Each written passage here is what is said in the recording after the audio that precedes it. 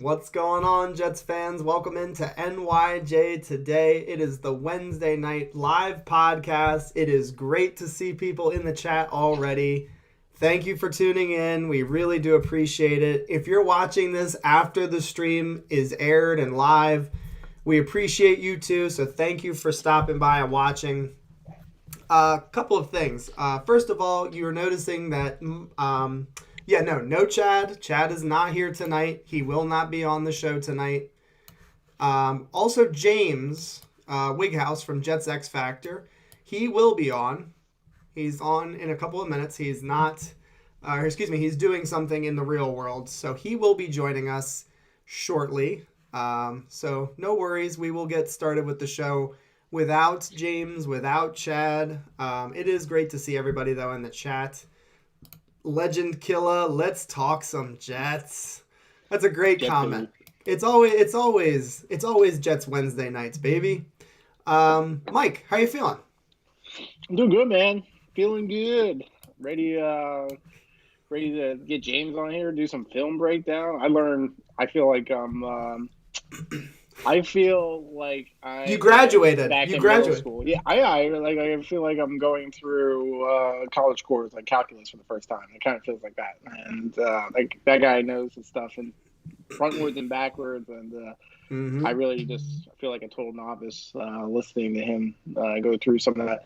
But no, work week is going good. I mean, I'm feeling, you're on summer break, which is good because then that gives me stuff. Gives me hope for summer the break. summer. Let me get a little bit. Let me get a little summary over here. And I would just say, for Chad, John did a surprise stream it was 2 nights ago, right? Not last night. Was it last night? It was Monday night. Yeah, Monday night. So definitely, while John's on summer break, make sure you pay attention to the channel. Make sure you hit that notification bell. Because if John goes live, which he probably will just do solo as he feels it, as he feels the vibe, you would want to make sure you get those notifications and things like that. I thought that was a great stream. Those who were able to attend at 10:30 at night, I thought it was a great little group that you guys had. It was like a virtual bonfire. It was fantastic. Yeah, that was the idea, is that I could just kind of pop on during the summer randomly. This is well said. Excuse me. Well said. What you just said. Just kind of, make sure you're subscribed and that you get notifications, because I will be going live randomly, not just Wednesday nights. Anyway, we got a lot of people in the chat already saying Wednesday is the new Friday. That is really nice of you to say. Really appreciate that. Coin for you. We got Vern in the chat. He says, "What's up, guys? Ready for the burial of Jason?" They all know what's coming. Everyone knows. They all know. I don't know. Gitmo Bob, here we go again. And then Jason Rhodes says, "I'm ready." We will get to the voicemails. I do want to just give a real quick commercial break here. Nothing too crazy. If you have not already subscribed, please consider doing so. We are going to give away this free signed mini helmet signed by Wayne Chrebet himself. And John, signed by both legends. I'm not signing it. This is the big one, boys. In the chat, I am fired up tonight. I have been talking to a Jets legend, an actual Jets legend, and excuse me. By the way, I am sick. I'm going to be, my voice is going to go in and out tonight. But I have been in discussions with a Jets legend, and I am now revealing it to the world. Everybody will know. Tonight's the unveiling? Yep. We're going to unveil, who it is. But anyway, some minds. I am a very, very excited person over here about it. I'm just trying to find the thumbnail for it, and I'm having a hard time. Here we go. No, don't do the drum roll, because I still haven't found it. Here we go. Let's have a guess. It was in All right, that's a cool one. So I like that. What Jets legend? They're not going to be able to guess this. What Jets legend? You got to give them parameters. What years were that? Let's just say James DiPietro says Wayne Chrebet. He's asking if it's Wayne Chrebet. It is not Wayne Chrebet. Not Wayne Chrebet. Played for the Jets between the years of 1997 and 2001. You're not correct. That is correct. No, it's not correct. Absolutely correct. That is definitely correct. It's not correct. He played 9 years for the. He played 9 years for the New York Jets. No, but I'm just giving a range. But he played during that time. He was at his best in that range. That's fair to say. Okay, yeah. Yes, Quinnen Williams is in New York watching the Yankees play. That is true. Nobody's guessing, so I'm just going to go ahead and share it, Mike. Here it is. I will be interviewing undrafted to unforgettable. Woo! Victor Green will be appearing on NYJ today, most likely in the month of July. He has agreed to do an interview on the channel. He's going to be on for about 30, 40 minutes. But Victor Green, one of my favorite Jets when I was growing up, will be appearing on the channel. James DiPietro gave another guest, Leon Washington. He is the current running backs coach. I doubt that he would do an interview. But it is Victor Green. Yeah, I'm very excited to... It's going to be surreal to be interviewing him as like I legitimately watched him growing up. So yeah, just really excited to do that. And guys, if you're excited about it, spread the word with your Jets friends, with your Jets family. Victor Green, I'm very excited about it. So anyway, that's the big reveal for the night. Victor Green's going to come on to the channel, and we'll get to talk with him. It's going to be pretty sweet. Anyways, first voicemail. We cool with that? Let's do it. All right, I got to take out the headphones because that's something that messes up our... Can you give me a sound check there, Mikey? I want to make sure I can hear you. Loud and clear. Okay, perfect. All right, first voicemail of the night is actually going to come from Justin, and he's on Twitter. Justin Gray, I believe his name is, and he's going to talk a little bit about Flight 2021.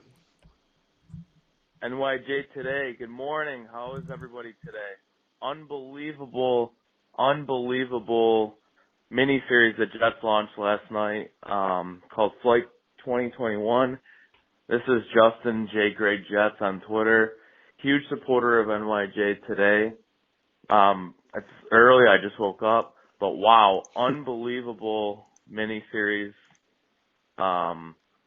Completely different than we've seen from the Jets for a while now.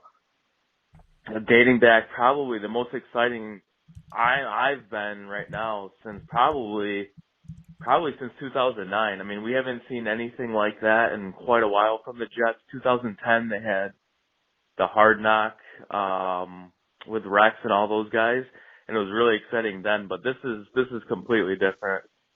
This coaching staff with Saleh and LaFleur and everybody, I mean, it's got everybody really fired up. Very excited right now. Couldn't be happier as a Jet. It's a new era. Absolutely love what they've done with the draft. Off season, getting Carl Lawson, finally getting a pass rusher is huge. Huge believer in Zach Wilson. I think this kid's going to be something. Very, very excited.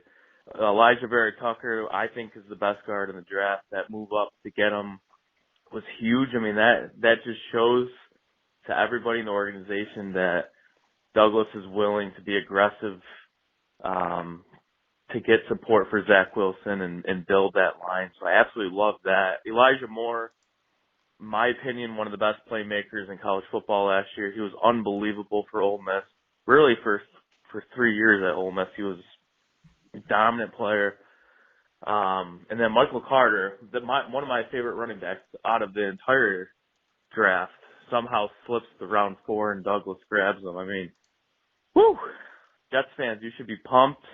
I don't want to take up all your time, but go Jets. Once again, it's Justin, J. Gray Jets on Twitter if you follow me there. I'm just constantly talking about the team. But have a great day.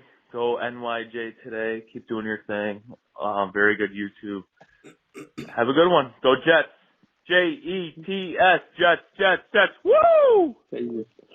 I love that one, man. I enjoyed. What a good voicemail. Yeah, I was gonna say I enjoy the fire at the end. So, Justin, thank you so much for leaving the voicemail. Really appreciate that. Yeah, he talks a lot about all of the players that we drafted.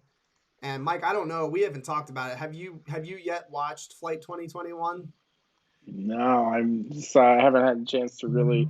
I actually was gonna probably save it until I was over with you, to be honest with you. So, we talked about. You got to get How on, much son. It's too good. Too good. is it really? It's really, really good. How's it rank against Hard Knocks? We do have a phone call. Hold on one second. Turn off North Carolina. To accept, press 1. To say okay. I've sent the caller's voicemail. Goodbye. I never understand. I hit 1. It says to accept the phone call, hit 1, and then it sends them to voicemail. I never understand how that works. But anyway, that's Google Voice for you.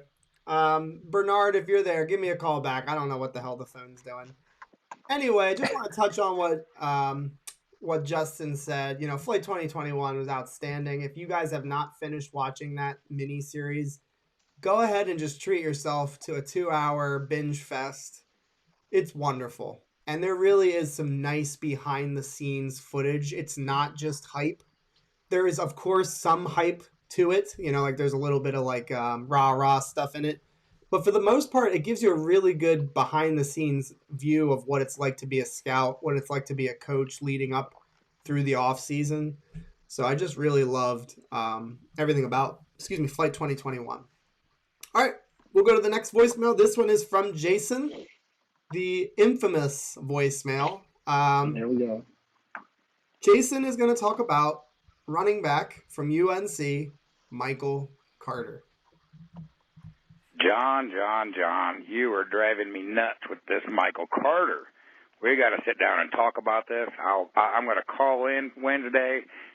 You can't have Michael Carter in a conversation of catching the ball out of the backfield. He's no threat, never has been.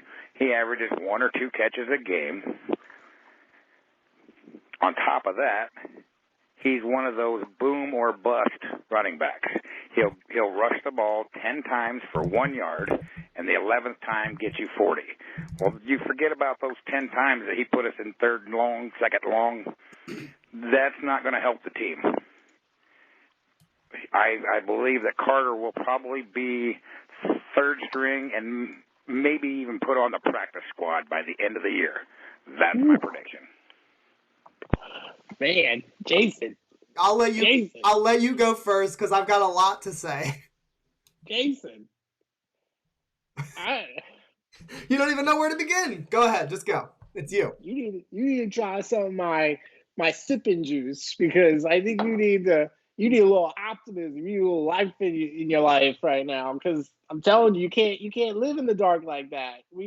Jet fans, we're automatically mostly negative. And you're taking negative and you're times it by negative. So I really think I'll give you this. I'll give Jason this.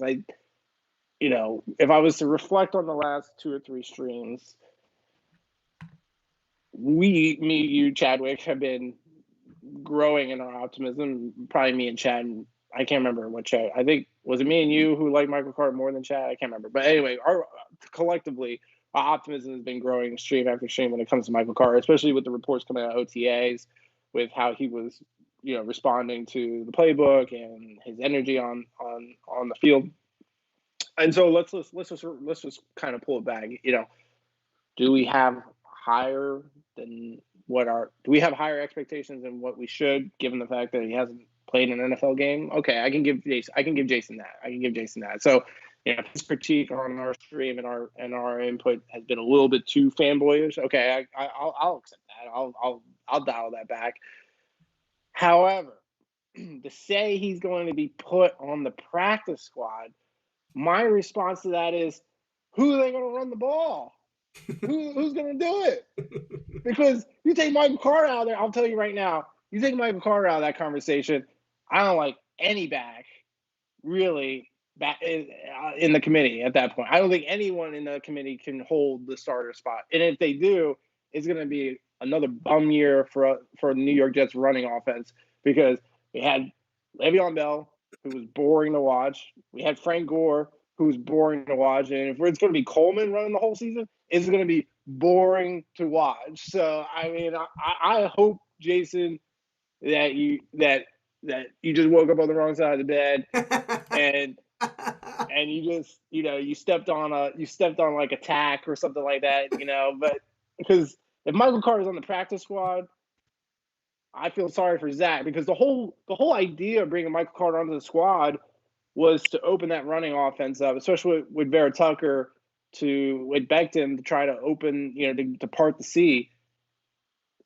I'm telling you, if we don't have a running back to kind of draw the attention off Zach, we're going to have a rough time. And that's assuming that Becton makes it through the full season. So I would just say this. Do I think our optimism for NYJ today was maybe a little bit higher than what it should for Michael Carter, who hasn't played an NFL game? Yeah, I'll accept that. I think realistically we should be. I think I still believe that Michael Carter will be running in the starting spot by midseason. But let's just say, maybe it takes him longer than that. I would accept that argument, but I don't wish for him to be on the practice squad, because if he is, then we're in real big trouble as a team. I'm going to go now. There's no way. There's 0% chance that Michael Carter isn't going on the practice squad. I don't have a problem with him, having a take where he thinks another running back is going to be ahead of Michael Carter. I'll listen to that all day long, because that's fine. You can disagree with that. But to say that he's going to end up as the potentially on the practice squad, there's no chance of that. 0. Could he struggle in pass protection and then maybe he gets slid down the depth chart? Absolutely. I can hear that argument all day long. And so, do I hate your take, Jason Rhodes? Absolutely not, because you're basically just trying to say, he's probably got some things he needs to learn, I would imagine, in pass protection.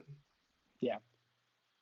And I've been saying that too. I've been mentioning that in the channel. I've been saying that we need to pump the brakes a little bit, because he's not going to be on the field on third down, I would think, in most games early in the season, because that's a very big responsibility. He needs to be able to identify the blitzers and to pick them up appropriately. And Jason Rhodes, that's just fine. I hear what you're saying. You want him to be great. You're just saying you're not sure about it. The other thing I'll point out to you, you're talking about, how he's a boom or bust running back. I don't see that one. He does have a lot of big carries, a lot of long carries. If you look at his stats through college, there's not really anything that indicates that he's that type of running back. He never averaged less than 5.7 yards per carry in any single season. 5.8 his freshman year, 7.1 his sophomore year, 5.7 his junior year, 8 yards per carry his senior season. Ooh.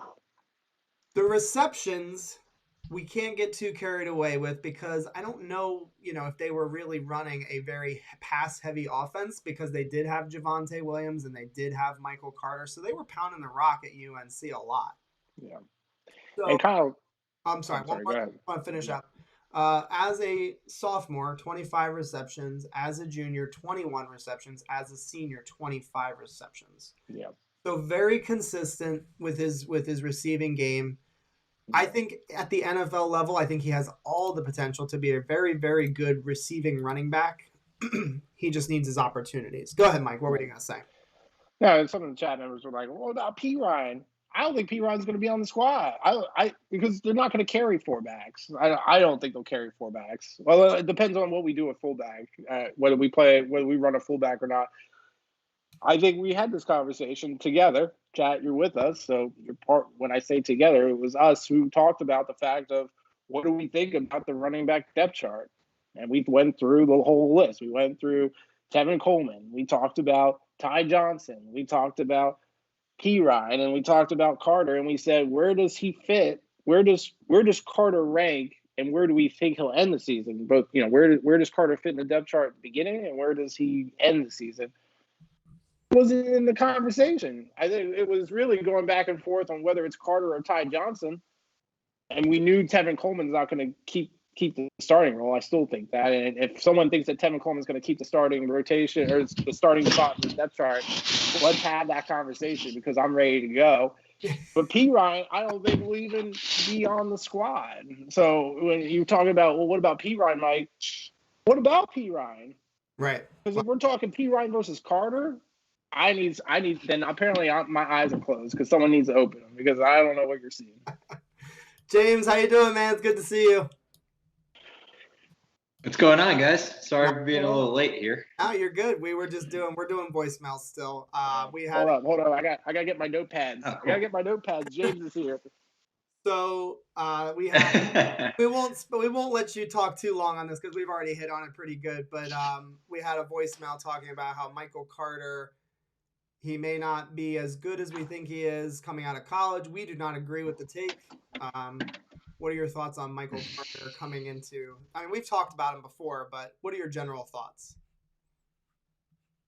Yeah, I mean, I think he's going to be really good. I kind of have like a Nick Chubb kind of feeling to the guy. He's kind of quick, but built pretty well. But I think he'll be more of a threat out of the backfield as well. But I think he's going to be really good. So I don't agree with the take that he may not be as good as we think he is, because quite frankly, we haven't seen him yet. So if he's not producing, rookie year, it's no reason to hit the panic button. But, that thought starts to creep into your head at that point in time, I guess. All right, perfect. All right, we're going to go to the third voicemail. This one's very, very short and sweet. It's just about Hamza Nasruddin, sorry. I'll let that play real quick. Defense wins championships. See, I just want to let the world know, Nasruddin, still in the draft. He's going to be an all-rookie. By the time he's in his third year, he's going to be an all-pro. Just want to let Jet World know. You heard it here first. Jets, Jets. The voicemails get more hyped as we go along. Thank you so much, DWC, for leaving the voicemail. James, you're back. You're on the channel. What do you think about old Hamza coming into his rookie year and moving forward? Yeah, so I think he's one of those guys that obviously the Jets took later on in the draft, where they almost become a chess piece, right?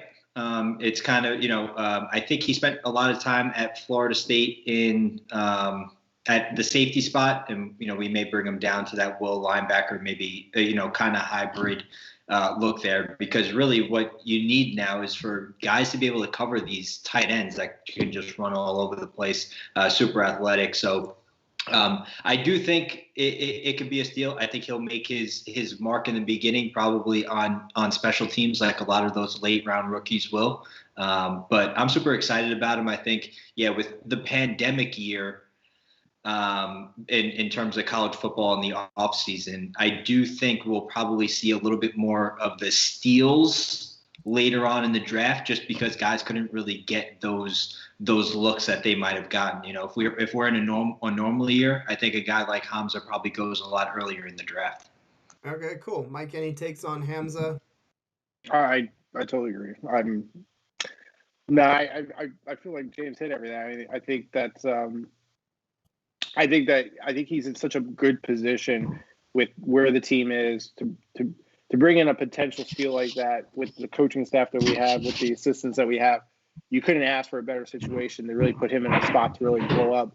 And I guess this is not to be ruthless, but in the event that it takes him longer or it doesn't go that way, the way Joe Douglas was able to capitalize on that position in the draft, the Jets have nothing to lose, and he has nothing to lose. So it's a win-win either way, regardless of how this plays out. Yeah, that's a good point to make. Just that it's a low risk. There was no real investment here. So if it doesn't work out, it doesn't work out. If it works out, we are in really good shape. All right, cool. Last voicemail, it's going to be from Dele, and he's asking about who we think the leading receiver will be. We will talk a little bit about Denzel Mims tonight. So we'll see if anybody has that take. And then we need to get caught up on the chat, and then we will get into film breakdowns. Hey, this is Dele calling from Elizabeth, New Jersey. And I want to talk about who's going to have the leading receiving yards on the team. Will it be Denzel Mims? Will it be Corey Davis? Will it be Jamison Crowder? Or will it be someone else we might, not even expect it? Maybe, Barrios, maybe Cager or Vincent Smith. But anyway, take care. Go Jets. Jet life, gang. All that. Yeah. Serving God. Hey, God. He always throws in some sound effects at the end, which I always appreciate. Dele, thank you so much for calling and leaving the voicemail. Appreciate it, brother. Mike, you're first.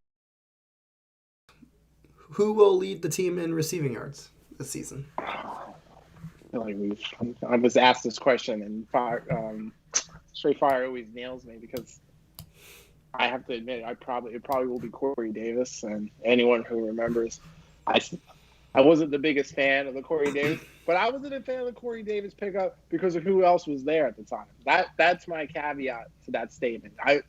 Now, seeing how that shaked out, with Juju and everything else, and I'm very happy with Corey Davis. I think that it's a great opportunity, and I think Joe D did a great job securing that for a good value, I guess is the best way to say it. But I do think Corey Davis is in the best spot. Let me rephrase that. I think he's in the best spot to have the most receptions.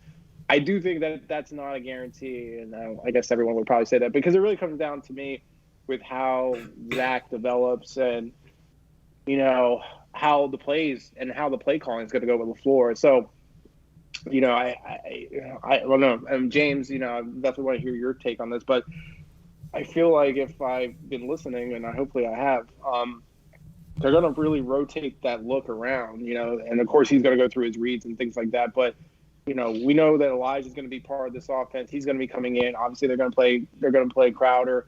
They're going to get looks at Mims. So it's not, when I say Corey Davis, it could easily go to another receiver. I mean, I could really see if there's connection built with Mims. I feel like Mims could easily take that spot easily. So I don't think any receiver on the Jets roster is hands down going to be the one to kind of, if I'm another receiver on the depth chart. No one's in a position to get a guarantee at this point. I think it really comes down to the play calling and then how Zach develops at that point. So I don't know if I was cop out. I hear exactly what you're saying. You're saying that it's not going to be a runaway is what you're saying, essentially. Yeah, exactly.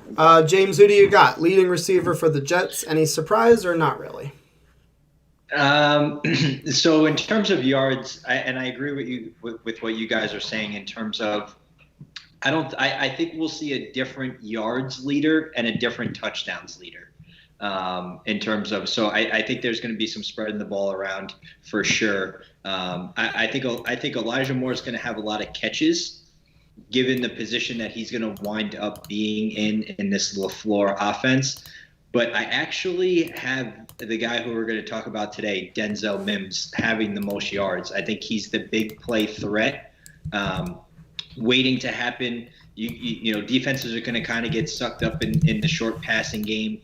Those quick passes, and I think Denzel Mims, that Zach Wilson connection, it's really going to heat up probably around mid-season with how Zach likes to throw those balls down the field, those high jump balls. And also, I like Denzel Mims' after-the-catch ability, and we'll kind of see why. But and not to mention, I think he had about 15 to 16 yards per catch last year. It was like 23 catches for four. It was right in the middle. Maybe three. It was 15 and a half. So you were right in 15 and a half. Yeah. So I think he's that big yard threat there. So I actually have Denzel Mims as the yards leader at the end of the year. There you go. Are you concerned that he's been quiet, that the reports out on him so far has been quiet? Not me. Go ahead, James. No, I think, and hopefully I'm here to not here for this specific purpose. I like you guys, but I'm here.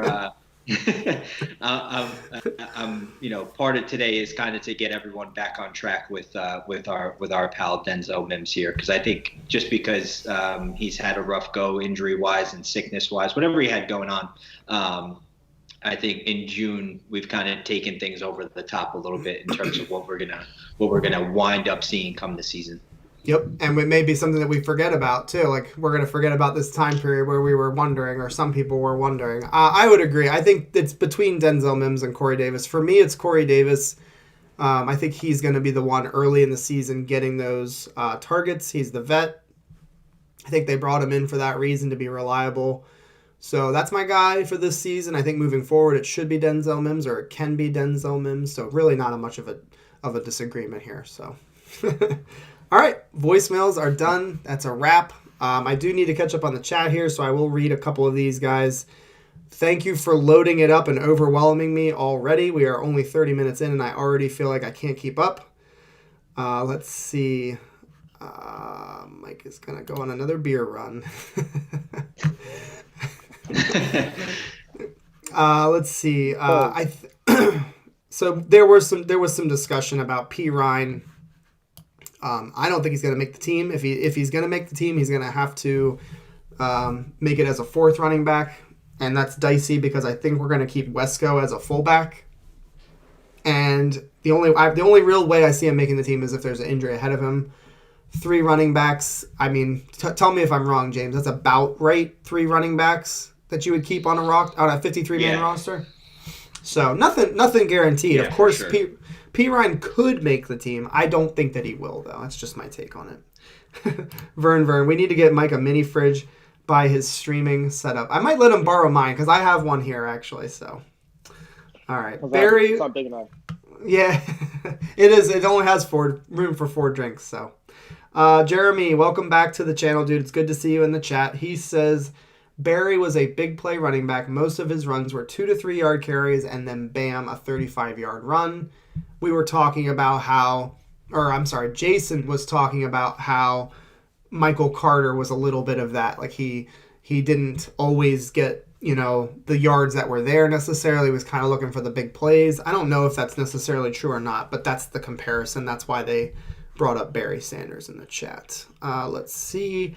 Jeremy Cravat, he says we're going to have Elijah Moore is going to be the leading receiver this year. Jason Rhodes says Corey Davis is his pick. Jets gang, don't remember you being in the chat. Dude, welcome to the channel. Good to see you in the chat. Happy to have you here. If you haven't subscribed, please consider doing so. Let's see. Kyle says, I like P. Ryan. Kid plays hard. Think a lot of people are sleeping on P. Ryan. I know James agrees with me.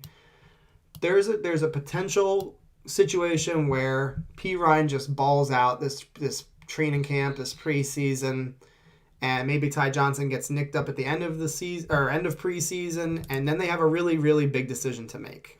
But he's gonna need to showcase some skills in preseason and for that decision to be made difficult. So just have to wait and see. Thomas Hewitt, Elijah Moore will lead in yards. He's just too good. There's a lot of people who have that take with Elijah Moore that he's just uber talented and he's just not going to be able. You're not going to be able to keep him off the field even early in the season. Jeremy says, not Herndon. That's a go agree with that. Process of elimination. We can just go backwards. We can work our way backwards. We will talk about Moses, Jets gang. Don't worry, we will not leave that untalked about because that is a topic. I think it's very interesting that there's been zero news. Zero. Vervain, welcome back to the channel, dude. It's great to see you. He says, I think it's Davis, and I think he eclipses 1,000 yards this year. He was so close last year. I believe he missed the last game or the last 2. I don't remember how many he missed. He definitely missed time at the end of last year, and he was just yards away from 1,000. So you have to imagine he's going to be really close this year, if not 1,000. Thomas Hewitt says, Davis is hot and cold. He says, I think Elijah will hit some big home run plays. Definitely can see that happening. Catches the ball, makes a man miss, off to the races kind of situation with him for sure. Sean Bennett says, Corey Davis, 65 receptions, 1145, 8 touchdowns. That's a lot of yards on 65 grabs. I would sign on that dotted line right now. Chick, chick, chick. Don't sleep on Cole. Vern. I don't know if he can be the leading receiver, but you're right. Don't sleep on Keelan Cole. He is definitely going to be a part of the offense, no doubt. Let's keep going here. Skim down here. Steven, you coming in with the energy tonight, man. Holy tamale. Sean Bennett says, Mims, I'll say 52 catches, 810, 6 touchdowns. Okay. That would be a good second. I mean, again, I know that James disagrees with that. I actually would sign that dotted line as well because, again, when you're considering a lot of receivers, and I talked about this on a Monday night stream when I was solo, most receivers take, anywhere from 2 to 3 years to really get going. And if he can make that jump from 0 touchdowns to 6, from about 250 yards to 800, I'm taking it. I'm signing the dotted line. I know he has potential to do more, but I would take that right now. Man, I honestly don't think I can keep up. This is insane. Holy crap, it's Wednesday. Hey, all. Frank Marco Polos. It is good to see you. What's up, fellers? What's up to you? Good to see you, man. Welcome to the channel. Guys, I literally can't read all those messages. It's impossible. So I'm gonna have to ask you to I'm gonna have to ask you if you want me to answer a question that you may have posted. I'm gonna be diligent now. Please put in your questions, and we will hit them, and I will favorite them so that I can jump back to them. I did favorite one from earlier, so I will go to that one, and then we will get into our first film breakdown. Gitmo Bob. He says, do you think last year's draft would have been different because of some of the guys? Mims, P. Ryan, and Clark, the guard. He's saying that they might not be ideal fits to Coach Saleh's system. Gase screws us again. I'm going to let Mike go first. Mike, what's your take on that? It's like a question / statement. Would the draft have been different? Would it have played out different if, let's just say, that Douglas and Saleh were on the same team? Would the draft have played out differently, or do you think it'd be about the same? Absolutely. I think absolutely would have played out different. I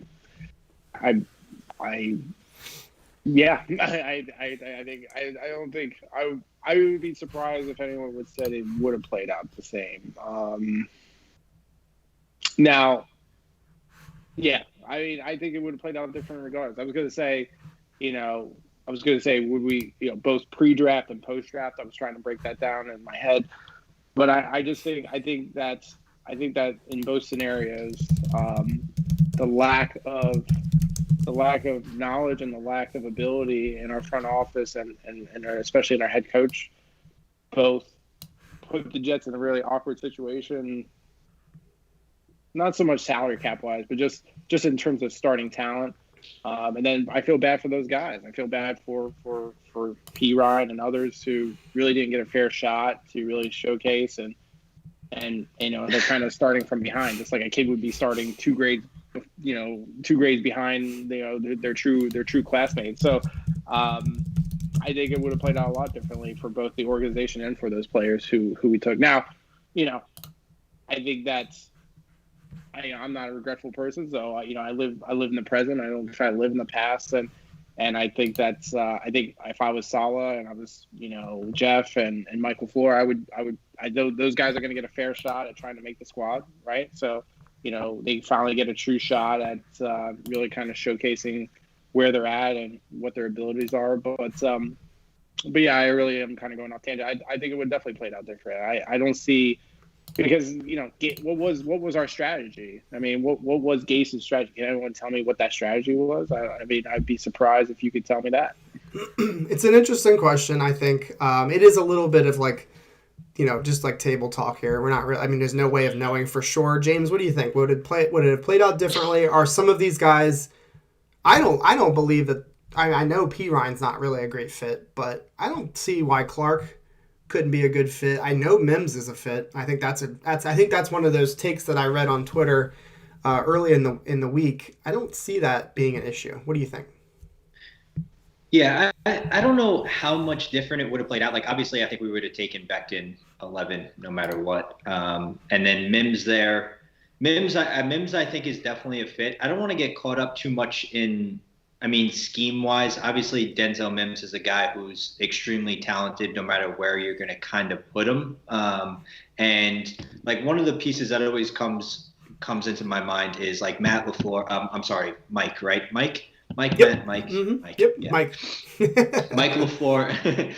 It's weird. But Mike LaFleur, there was a video a couple weeks ago, and I haven't fully finished the Flight 2021 yet, and I don't know if it's in there. Maybe that's where I saw it from, but I feel like it was a couple weeks ago where, they're going to try to make the scheme fit what they have, right? And, that's kind of really a point where, you don't want to try to do things that is not on par with the personnel that you have. I think that's probably the biggest difference we'll see from past years in terms of being more friendly to who they have. I think in terms of Cameron Clark, he's going to play guard. at some point. Hopefully, maybe he can win the right guard spot. I mean, that'd be fantastic. But it, more so for him, I think, we don't really know what we have in Cam Clark yet. And for P. Ryan, it's kind of tough because maybe it's not a scheme fit, but I think he might be at a point where we might just have guys that are a little bit more talented than he is, and it's a cutthroat business. And if you have someone who's going to play better, they're going to play over you. But I think what I mean by I don't know how much different it would be, if you went back to last year when we had that draft, there was a lot of guys who were captains of their team. They were, 4-year players, good locker room guys. You could see Joe Douglas was starting to try to get the guys in the locker room that were going to turn that, that buzzword culture around, and start to maybe move this thing in the right direction.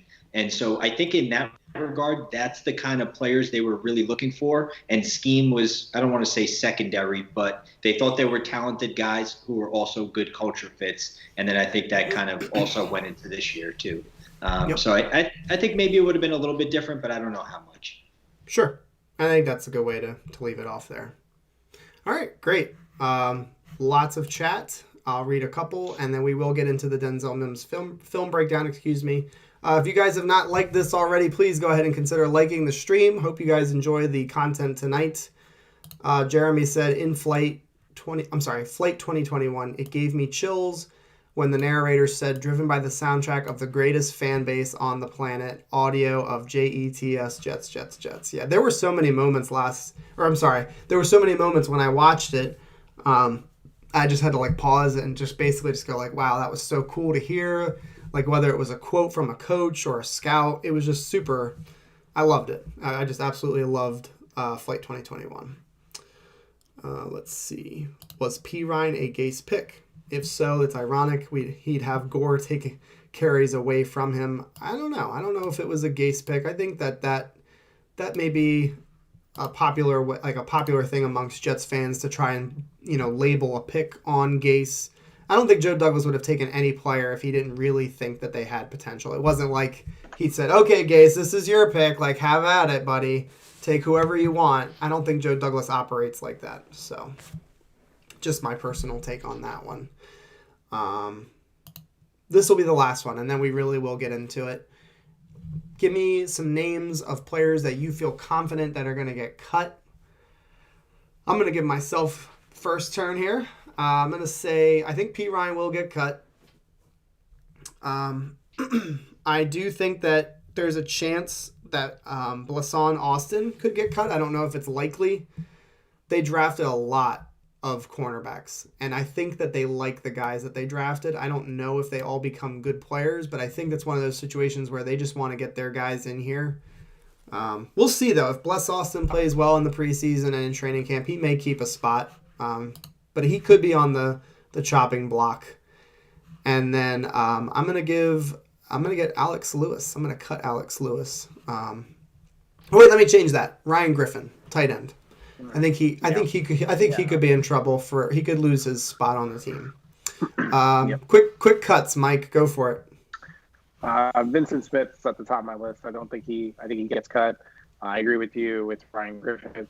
I think that I think another one of those receivers, his name Malone, Josh Malone. I think he's on that depth chart somewhere. He gets cut. Big cuts on the receiver side. On the defense, I'm going to try to switch it up. On the defense side, I think Blake Cashman could get cut. Yeah, Cashman's on there. I think what's his name? Nathan Shepard. He's one of our D tackles. I could see him losing his spot. There's a lot of D tackles on this team. Yeah, for Anisha, I don't think Flight 2021 is going to catch that. But that was one of the craziest things about the Hard Knock series is how hard that coaching staff has in making 53-man roster. So a lot of cuts coming to this team. It's gonna be interesting. But Vincent Smith to me is at the top of my list. Who loses his spot on the team? James, you're gonna give us your cuts, and then we'll go right into your film breakdown of Denzel Mims. Yeah, I'll give one cut. It's hard to go multiple because I think it's tough, but because you don't know who Sure. has special teams value with those skill position guys. But I think a guy like a Chuma Chuma Yeah, Edoga, he's yep. the offensive lineman from that we drafted out of USC in that disaster kind of draft that we had. I think it was the Quinnen Williams draft. Thank God we hit on him. But yeah, I think there he played some games last year, and like you ever just sit and you're just so damn uneasy. You don't know really what's going to happen. Becton got hurt a few times, and I think he was the one that kind of went in. And I think you're at a spot where if you need a tackle, I know it's kind of really hard, but maybe you move Fant over, or maybe you take Elijah Vera-Tucker and he becomes the left tackle if Makai's not ready to go, and then you got a whole bunch of guards you can kind of recycle around. So I mean, it wouldn't be a good thing if he had to play. So I think he has no special teams value. So I think when cuts start to happen around the league, he could very well be cut and replaced by somebody else. All right. Thank you for sharing that. I don't disagree at all. I think he could definitely be on the cutting block. All right.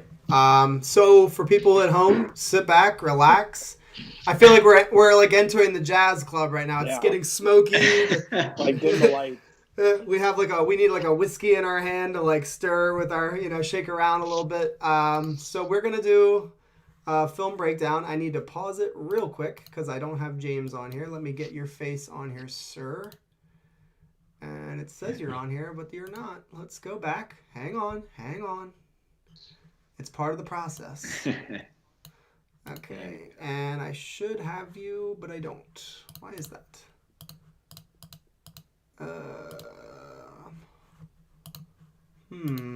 Hold on. I don't have James. Why don't I have James?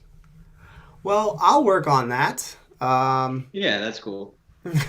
as long as you can hear me, that's cool. We can definitely hear you. It's like and that's like there's too much smoke now in the room. We can't even see you. There's so much smoke. All right, the floor is yours. We're gonna do Denzel Mims film breakdown. Let's roll. Cool. All right. All right. So the first play here. So I want to kind of start because I was reviewing my notes and everything with these, and for both Denzel. Oh, there I am. Denzel Mims and Bryce Hall, obviously rookies last year, right? So I'm not trying to say one is Calvin Johnson and the other is Darrelle Revis, but I tried to point out really good plays that kind of show you where I'll sell you, Vern. I'll sell you. So I tried to pick out plays where they went up against really good. A good counterpart. Like here, this is going to be a play. Mims is going to be one-on-one with Tre'Davious White. Just plays to show you kind of the potential as we grow into this new scheme and this new coaching staff, things that can translate, right? So Denzel Mims here, and I'll kind of go through just the pre-snap stuff pretty quick, but so we're going to motion there. That's going to be Braxton Berrios. He's going to be on the move to the field, so he's going to head to the right side of the field, and he's going to stay there. So really what it's going to be from the Bills is a cover one. Right now they have two safeties, but that safety that you're pointing to right there, John, the one, yep, he's actually nope, the other one. Technically now it'd be the free safety, but he's going to end up coming down into the box. So the Bills are going to have 7 in the box. We have 4 eligible receivers, actually 5, but the Bills are going to wind up bringing 7. So the heat's going to be on. But for Denzel Mims' purpose here, if John, you can roll it so that Braxton Berrios actually just goes to the field, and then once he stops, you can stop it there. Yep. So kind of everyone always talks about motion. So we motion that this way. It gives us an idea of what kind of coverage they might be in, being that a Bills player, that slot DB there followed him. It's highly likely we're in a man coverage situation here. One safety now as that safety drops down in the box. So it's going to be cover one, man across the board. And we're looking to the boundary here for Denzel Mims. He's tight split right on the line of scrimmage there at the end. Yep, that's him. Herndon is the tight end right next to him, but he's just going to stay in and block. So what this winds up being, it's actually a really good play design. So Denzel Mims is going to run a dig. So he's going to go about 10 yards or so, put his foot in the ground and go inside. And then the two receivers to the other side of the field, they're both going to run clear outs. They're just going to run vertical, get the heck out of the way. Let's try to get Denzel Mims one-on-one in the middle of the field. And it works out perfectly because both of those linebackers blitz. So if you play it here, it's going to be a play action. The heat's going to be on Darnold pretty quick, but he does a good job. And Denzel Mims now is going to be one-on-one with Tre'Davious White. And Tre'Davious White, how he's playing it and how he has to play it because of Denzel Mims' split is he's actually outside leverage. So what Denzel Mims has to do is Denzel Mims has to stay vertical. He can't give it away that he's going to go inside, because if he gives it away that he's going to go inside, Tre'Davious White's, I don't know if he's made an All-Pro, but he's one of those All-Pro caliber type of players. He's very, very good. And he'll just close in on Denzel Mims and he'll be all over it. So what Denzel Mims does here is he keeps it vertical. He keeps Tre'Davious White on his outside hip.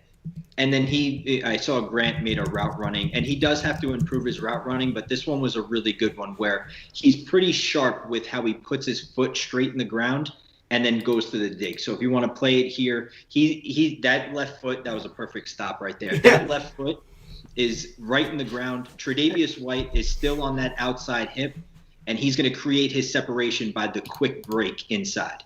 And he creates the separation right there. He's open. Sam is still kind of holding on to it. This ball should have been out, but it eventually gets there. And the second piece there is the catch, right?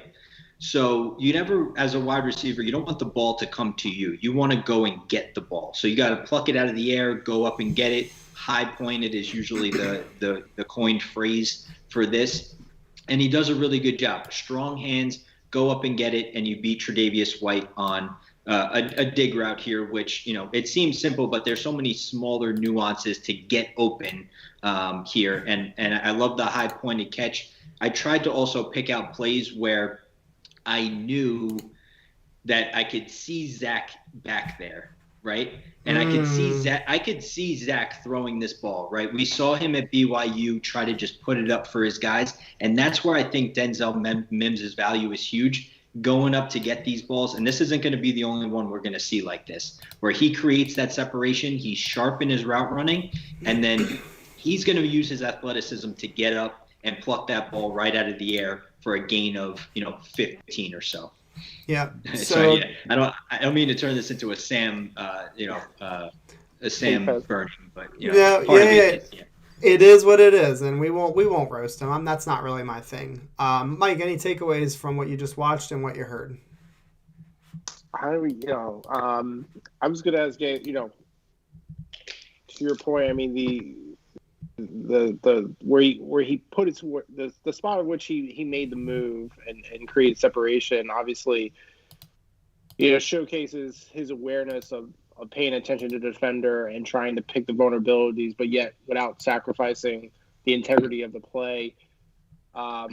It's probably a question I should ask at the end, but is that something that you think Mims has consistency in that awareness on the field and knowing the right time to make the move, or do you see that as one of the things that he's still developing as a player? I think he could develop it a little bit more, and it's kind of where it's hard on the wide receivers is, they have to know the coverages just as much as the quarterback does, because the coverage is going to dictate almost how they run the route. So that's going to definitely come with time, maybe towards, middle of the second year, the third year, it might pop out. But he's shown he knows he has the ability to kind of diagnose what he's seeing in front of him to help his quarterback. Mm-hmm. Because here, it's kind of he knows he's in man coverage. So if there's any kind of rounding, right? If there's any kind of rounding of the route, Tre'Davious White's going to just, this is going to be a nothing play. But it's definitely going to improve as time goes on. That's something probably very rarely guys have right off the bat. Right. Do you think Mims? One more follow-up question, real quick, John. Or James. So, do you think, looking at Mims and seeing the amount of footage that you have, do you think Mims, if you were to get him in a bar and have a drink with him, would he say that he puts most of his emphasis on the catch part of his skill set, or do you think that he thinks that his route running right now is pretty decent? I guess what I'm saying is, do you think perhaps why there's some criticism about Mims is because he's putting all his stock in his catching ability rather than his route running ability? Do you think that's just is that going to be a perception that he's going to have to understand and welcome that criticism? Because I mean, we've all seen amazing catchers, right, who really weren't the best route runners, who put all their emphasis in saying, "Hey, quarterback, put it up in the air, I'll get it," rather than saying, you'll see me open, quarterback, and I just don't know. Do you think that's an ego thing, or do you just think that this is just part of Mims's, development as a player? No, it's actually a great point, because when we were in the draft process and trying to figure out, what Denzel Mims does really well at Baylor, their route tree wasn't very extensive. So he actually went, Mims, he went to the Senior Bowl to kind of show off kind of what he can do outside of what Baylor asked him to do. I think that was really one of the reasons why he went a little bit later in the draft, because Baylor just didn't ask him to do a whole lot. And he actually went to the Senior Bowl, and he performed really well on one-on-one situations in terms of his route running. He showed he can do it, but obviously it's a little bit different than doing it game time, than in the Senior Bowl. Senior Bowl is a lot of practices, and then some of the guys don't even actually play in the game. So I think if I had Denzel Mims, me and him were sitting down having a drink right now, I think he would say, yeah, my rookie year, I'm kind of focusing on being that guy that's going to go up and get the catch as I develop my kind of, my route running. So I think it's going to get there for him because of the athlete he is. And now he's going to have, Corey Davis, and he's going to have, it sounds weird because Elijah Moore is younger than him, but I think Elijah Moore is going to bring a lot in terms of like that route running savvy. Right. We see all those videos that he does. Right. I think Elijah Moore is definitely ahead of Mims in the route running category. And I don't think that's a knock on Mims. It's like you said, that's just what he came from at Baylor. And I think that's kind of the point I was hoping that you would mention. They didn't ask him to do a whole lot at Baylor, so. Are you taking? Let me ask this. Just I'm going to advocate for. I'm going to play devil's advocate, but are we elevating Elijah because of his ability to create separation? To me, and John, James, you're both more subject matter experts than I am. To me, I define creating separation, or what you could call "quote unquote" dangling the other player, different than route running. I mean, of course, they both create the same benefit, which is being open. But like Elijah's ability to make moves on the field, to me, is I would categorize that differently, and I would say that it's apples and oranges versus a good route runner. Would you guys both agree with that? Because I think that's where Elijah gets a lot of the brownie points. It's his ability to kind of be that kind of Tyreek Hill type of play. Like Tyreek runs great routes, but he also has amazing physical abilities that complement or supplement route running, if that makes sense. So, is Elijah getting kind of a boost because of his ability versus Mims is bigger, taller, and it's harder to replicate that at his size? You talking about the route running?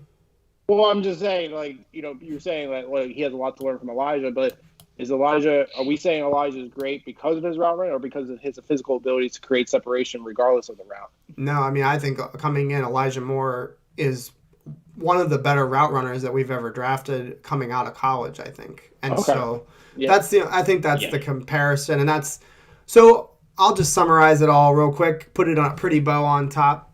Mims having the ability to make contested catches is good. It's a good thing. It's not a bad thing. And so, if he's not creating a bunch of separation with his route running, that's okay, because he does have the ability to make those contested catches. So that's kind of how I'll. But I can imagine as if I'm Zach, right? I'm a rookie quarterback. I'm coming into organizations that's just coming out of quarterback problems. A receiver who wants you to convince you to just throw it up and I'll get it and have that trust. I think we could all probably say, well, I think it would be harder for me as a rookie quarterback to create a relationship with a go up and get it receiver than it would be with a good route runner. Because a good route runner, I'll disagree with you because Zach, that's kind of the throws that he was doing in college. It was a lot of it was based on trust with his receivers to make adjustments to the ball while it was in the air. You can let me know if you disagree or agree with that, James. I think that's kind of his game, Zach's game. Yeah, I mean, Zach definitely. Zach was a weird case, kind of, in terms of, I don't want to say a weird case, but he's kind of one of those where he knows how to protect the football, but he's not super cautious. Does that make any sense? Like, yeah, he'll rip it. He'll rip the ball. He's not afraid to make a mistake, but he gets away with not having all the turnovers, right? Because ultimately, I mean, using the word protect the football is okay. Like, we don't want them to turn the ball over, but we don't want them to also be so cautious in the play that they miss the ability to use, a talent like Denzel Mims to kind of throw the ball up. And by throw the ball up, I mean, if he's double covered, I don't want that. But more so, and kind of almost like this one here, and Sam does kind of a better job here than the last one. Not that it was a bad last one, but more so just if you see him open over the middle of the field and the rush is coming, you can feel confident here that if you can put it in a high spot, Denzel Mims is either going to get it or likely nobody else is, just because of his catch radius. It was a term that Grant just used, and it's a term that I'm going to use a couple times here in terms of his catch radius. You could throw the ball in a lot of different spots, and he's very likely to come up with it. And I know it's crazy. I'm not trying to talk about him like he's the next coming. He had 23 catches in his rookie year in however many games, but the talent, when you turn on the tape, it's kind of noticeable. All right, fair enough. Play 2. That was play. Yeah. That was only one play. And Mims is he's kind of a fun study here. But you can see here. So again, the Jets motioned, and we didn't have anybody following that motion. So kind of good indication here. We might see some zone. Oops, sorry. Yep. So we got a motion. Yep, we got a motion over to now a tray formation. So a tray formation is basically 3 eligible receivers on one side of the field, but it's tray instead of trips because there's a tight end instead of 3 wide receivers. And so we have a tray look, and what we're going to get is actually a play action, and Herndon as the tight end. It could be Herndon. Sometimes it's hard. One behind him. Oh, right here. Yep, right there. Yep, he's kind of in like a wing kind of stance. I circled the right tackle. That's all right. Yeah, he's not going to run out for any passes. I hope not, anyway. But Herndon there is going to run straight down the middle of the field. I believe that's James. I'm going to say that's Jamison Crowder and in the slot. It's hard to tell sometimes on these. You don't really get numbers here all the time, but he's going to run a wheel route. So he's going to go out and then up. And then Denzel Mims is this outside receiver at the bottom of the screen, the number 1, and he's going to run a post. And so what he's going to do here, it's actually going to be what I think is a cover 3 match. So a cover 3 is we have 1 deep safety, and right now the Dolphins look like they're sending the house. They're only going to send 4 guys, so they're bluffing here. And we have 1 safety in the middle of the field. He's got the deep third, the corner to the boundary, so out away from our tray. He's going to have a third. And then that's Xavier Howard right now standing across from Denzel Mims. I tried to get, catches where, not only an all-pro player, but in my opinion, if I had a defensive player of the year vote last year, I would have voted for Xavier Howard over Aaron Donald. I don't really care how crazy that sounds. He had 10 interceptions. That's ridiculous. Yep. So he's gonna end up with a third, and so he's kind of playing. He's gonna end up playing soft on Denzel Mims, and this is kind of where Denzel Mims' speed's gonna come in. He's gonna have the ability here to really, and the difference, what we call the difference between the wide receiver and the cornerback is a cushion, right? So as a cornerback, once they start threatening the cushion, that's when you want to kind of turn and make a move. And it's a lot difficult. It's really difficult for the corner when the receiver's really fast, because he gets on that cushion real quick. And if you turn, they can kind of blow right past you. So what's going to happen here, Denzel Mims is just going to run a post, and he's going to create that separation with his speed, and then his ability to stick his right foot in the ground on the post and go towards the middle of the field. Yep, he's going to go right towards the middle of the field, and Sam's basically just going to throw this thing up to him. And Xavier Howard just does not have the ability to match Denzel Mims and get that high up in order to high point the ball. So if you play it here, you'll kind of see. So Xavier Howard's backing off, and you can see that cushion hit it right into the ground and go up and get it. And that's a hard catch. That's a hard catch. It is a hard. He takes a big hit over the middle of the field here. And sorry, I didn't put it in slow motion. But, no, that's okay. You can see the ball is not really placed all that well in my mind.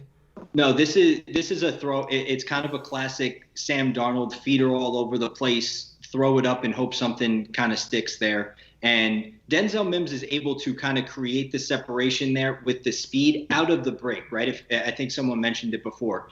If you lose your speed out of the break or you round something off, it gives the cornerback the ability to now break on your route or be able to close the separation. And so I think I actually have the end zone view here, which is going to be able to show you just how just how high Denzel Mims gets up here in order to grab this ball, albeit obviously in the middle of the field here. And he's going to wind up taking a pretty nice shot by. I mean, he's got the guy's, his arms are all wrapped around him as he's making that catch. That's hard to do. And it's up in the air. The ball had some pretty good zip behind it. Like, that's a tough catch. Right. Yeah. No, it's also pretty ballsy over the middle of the field that way. It's difficult to go up. You know you're going to get hit at some point by somebody, and it winds up actually the NFL Game Pass that I have. It actually told me he got injured after this play. I think he ended up coming back into the game, but it's just I know it's not so technically sound in terms of all these wild football terms. It's just Denzel Mims is that kind of guy. Everybody's built differently, right? Mike, so we talk about kind of, the Elijah Moore. Elijah Moore is going to create his separation with his route running. Denzel Mims, it's going to be a little bit different. He's going to use, for now, his speed. He ran a 4.38, which is pretty crazy at 6'3", and however, 200 plus he is. But he's going to use his speed to kind of be able to have cornerbacks continue to backpedal as he's running down the field. And then at that last minute, he's going to put that foot in the ground and really throw it up to him, and he's going to be able to go and get it. Yep. So that's the kind of stuff that I like Elijah Moore and the Jamison Crowders too. He's just going to do it in a little bit of a different way. Yeah, I'm glad I fired him up. Yeah, man. But yeah, no, this stuff it's fun stuff, and it kind of it just gives you kind of a little bit of like a look where ESPN isn't going to show that play, right? That's kind of the stuff that the Jet fans will know about Denzel Mims. That ESPN and the TV Sports Center, they're not gonna show it on Top 10 or anything, but it matters when. It matters when you need that big third down or you need that red zone play, and 6'3" Denzel Mims is there to kind of grab it for you. Absolutely. All right, so this one here, nothing crazy. This is just the contested catch. All we're going to look at here is Denzel Mims at the bottom of the screen. It's man coverage. He's pressed up on him. It's not the best release in the world. He doesn't beat this guy. But the reason why I picked it is because you're not always going to beat a corner, right? It's not Baylor anymore. It's not high school football. You're not always going to get the best of him off the line of scrimmage. And this cornerback, he runs with him. He doesn't get faked out. Denzel Mims gives him kind of a 1-1 and then out. So he goes kind of left foot, right foot, and then out.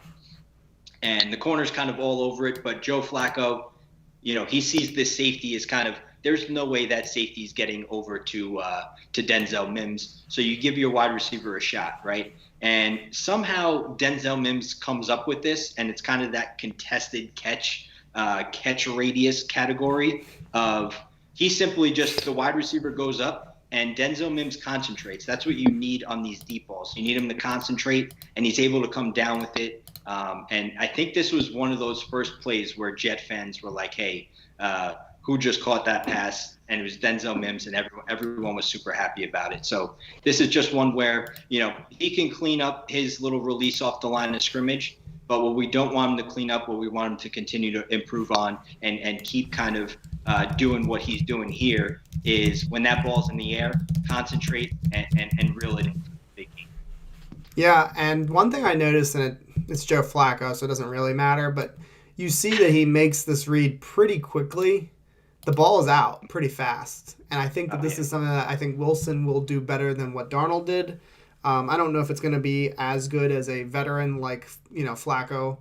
He's near the end of his career. He can make these reads pretty quickly, but I think Wilson does that better than Darnold even in year 4. So it's pretty cool to see.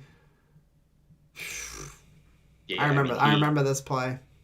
And he keeps his feet in bounds. He knows where he is, awareness on the field. But that's a catch where we're going to see that on Sundays coming up here with Zach. Zach's going to see that one-on-one matchup. I mean, I can't remember how many plays I saw where Zach's just letting that thing rip down the sideline for someone he's got one-on-one, whether it's a back shoulder throw or over the top. It's just going to be something that I think, regardless of this short passing game with, yards after catch that everyone thinks we're going to run every single play, there's going to be a spot for Denzel Mims on these deep balls because Zach is going to let that thing rip, I think, a lot more often than we're used to seeing. Yep. Amen. Awesome. Yep. And I'll let this end zone play run one more time. It's a pretty good view of, that's a really great hands catch. Yeah. Right. That's the one thing I came away impressed with Mims watching him last season was the way he uses his hands to get the ball.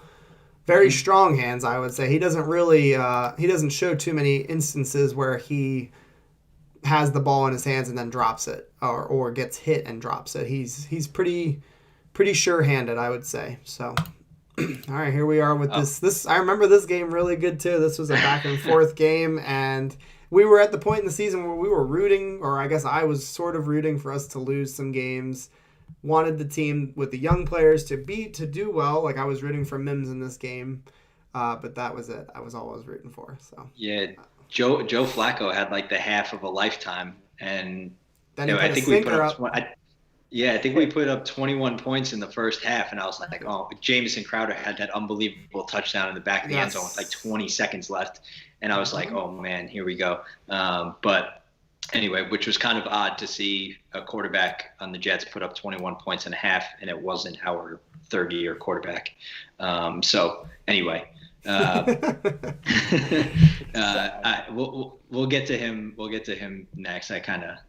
I'll let you guys see next. But anyways, this one here. So this is Denzel Mims is at the top of the screen this time. He's right above the 40-yard line.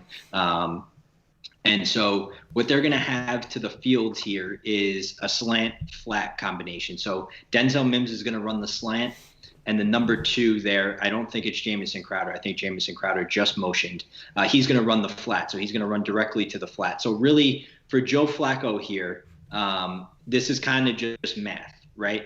So you have a motion and the defender followed. So we're thinking man. We really don't have anybody back in terms of coverage. I mean, we have Devin McCourty that's about 8 yards or so, but he's kind of standing over that tight end to the boundary. And now on the left side, you have your slant flat combination, and you only have 2 guys out there. So there's only really one thing that they could be doing. Likely playing man coverage. Whether they switch or not is what you'll have to figure out post-snap. But you're thinking, okay, my eyes are going to be on the inside, the slot defensive back. I'll call him the slot corner. He might be a safety, but I'll call him a slot DB. If he at the snap shoots to that flat, you're going to be looking for the slant that Denzel Mims is going to be running. If he, for whatever reason, they decide to switch and you're looking over to that side, you maybe just want to get out of there, throw this ball away, unless the slant is open, unless the flat is open.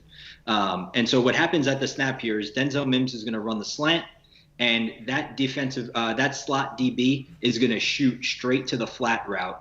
And so Denzel Mims is going to come open, but it's kind of going to be interesting what he does. This is kind of that route running with a little bit of that savviness to get open. He makes it harder on himself, so I don't want to act like it's too much of like a genius play, but at the same time, it's effective for him. And Joe Flacco, fantastic job of getting this ball out. He gets this ball out, and if you could, he's ready to go. See, he sees that guy. He's throwing this ball, and that slot DB is basically like covering Denzel Mims. Joe Flacco is going to throw him open, but what Denzel Mims does, he doesn't diagonally run into the corner being the outside corner. He kind of flattens the slant route out, and then he has to wind up just kind of making one of those catch radius, pull the hands out, pluck it out of the air type of catches. But he gives himself the ability to get some yak because that outside corner, just can't catch up to him, right? He's kind of trailing from behind.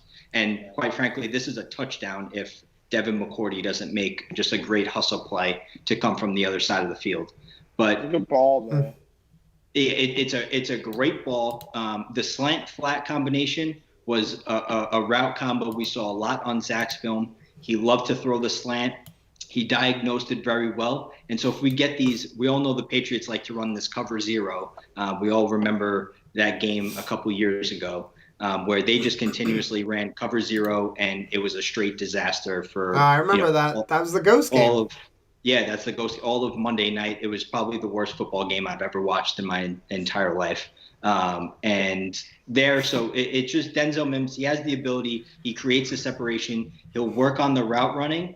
But the catch radius, the ability to use his hands, strong hands, and he's able to kind of pluck that ball right out of the air, whether it's a high point or something he has to reach towards. So I think he's going to be a pretty reliable target here for Zach on either those high point catches in the red zone over the middle of the field, but also those quick slant routes where we can get him kind of moving down the field.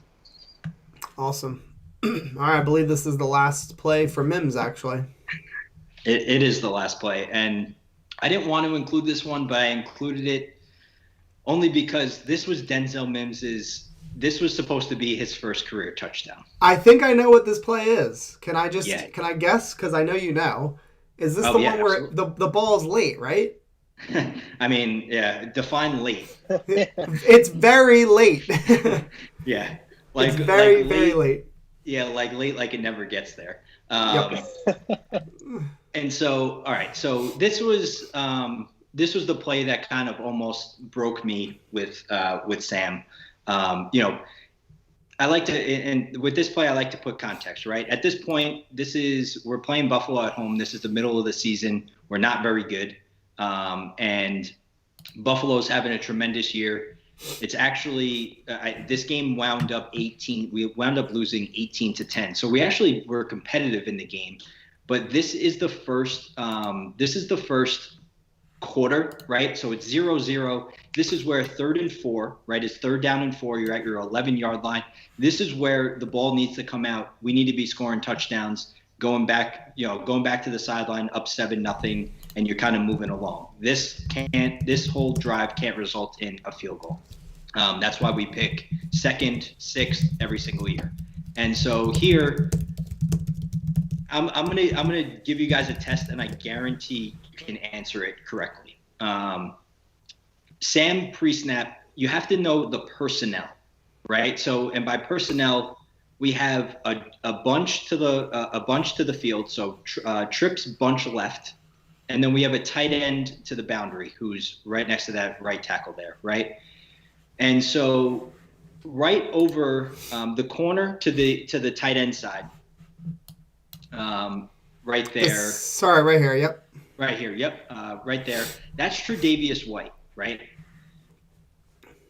Do you think the Bills would be running man coverage or zone coverage with Tre'Davious White over Ryan Griffin? You get it, Mike. Guess. I know my guess. I'm Zone go or man? I would think Man? zone. I would say zone.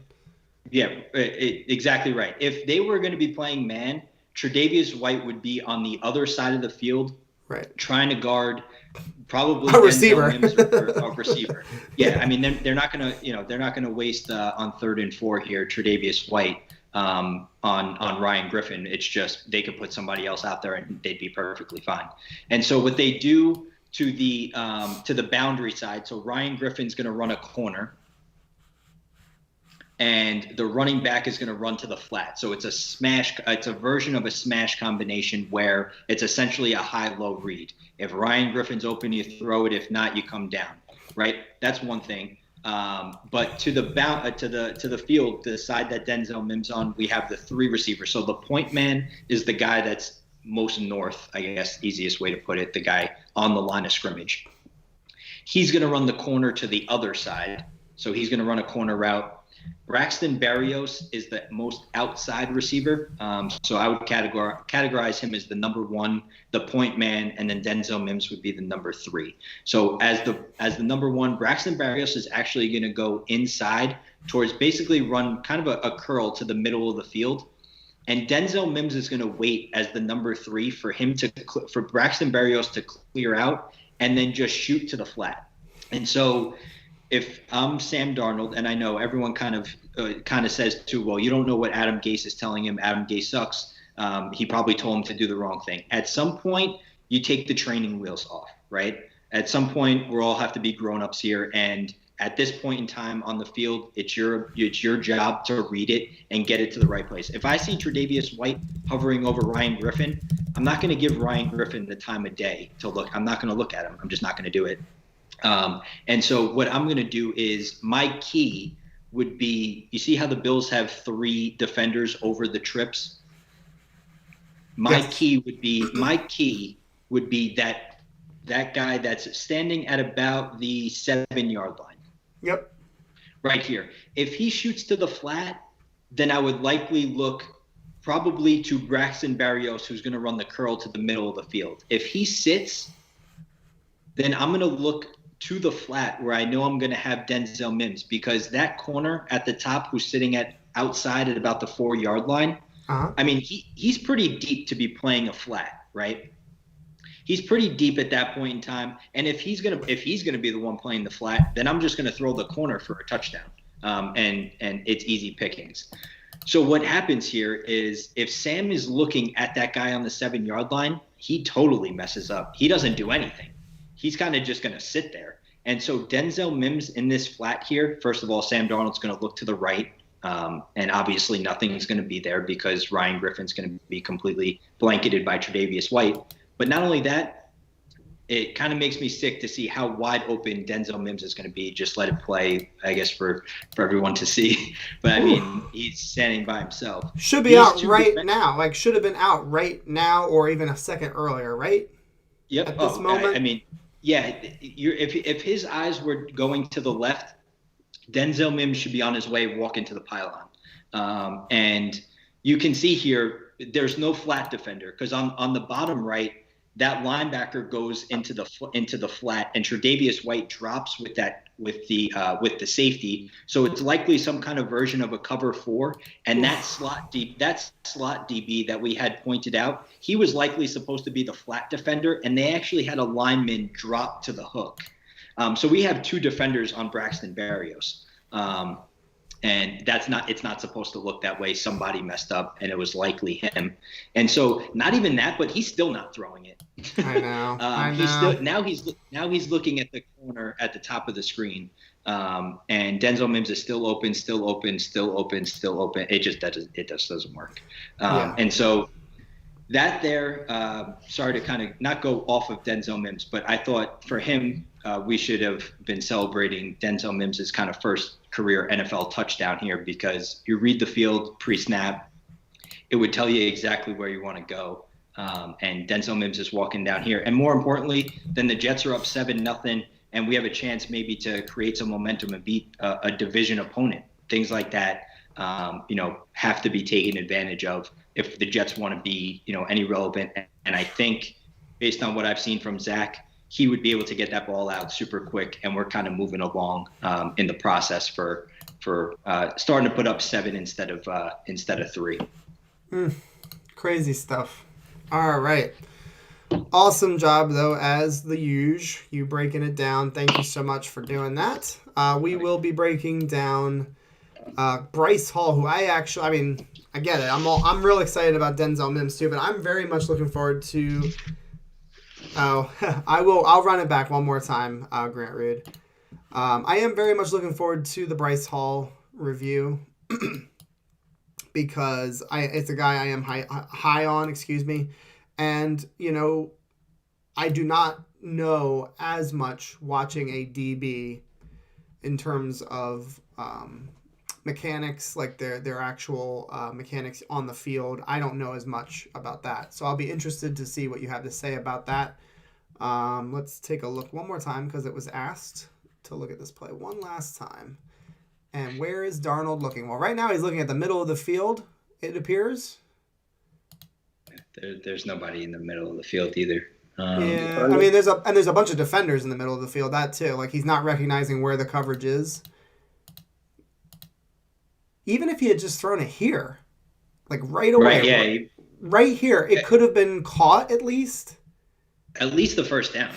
Right, exactly. Hesitation, City. It was 3rd and 4. Yeah. But he even hesitates there too. Like again, even if he had pulled the trigger. Again, I'm gonna do my own film analysis right here. Like right here, he could have thrown it, caught a first down, but he again gets off of Mims, goes back to Mims, hesitates again, and then throws it. It's like how many hezzies are we doing here? All right, doing the Madden back juke. Yeah, it's crazy. All right, thanks guys. I hope you enjoyed the film breakdown. We're gonna do another one in a little bit. I thought I'd give. I don't know if we did back-to-back film breakdowns last time, but I think we did. I'm going to give James a chance to catch his breath. I feel like that's the best way to do this. Cool. So we do have just one segment. It's not a lot to talk about here, but I am interested to hear what the chat thinks, what you guys think. Morgan Moses, the rumor is that he was, they were in discussions, the Jets and his agent, I should say. A deal was expected, or at least rumored to be close. They were working on the contract, and the rumor is that it was going to be a multi-year deal, and I would assume that was probably a 2 to 3 year contract if it were true, the rumor. It is now Wednesday, and we got that rumor, I believe, on Wednesday of last week. It was either Wednesday or Thursday of last week. Was that not true? No? Am I wrong? I think it was. I think it was. I think it was the last time I was on here.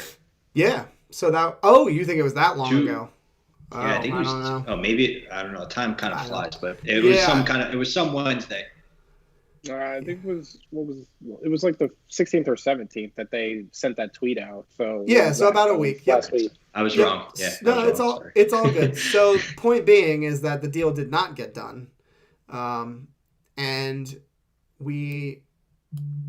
I would think that we would all agree that rumors are not coming out of Florham Park nowadays. They're not really releasing information like that.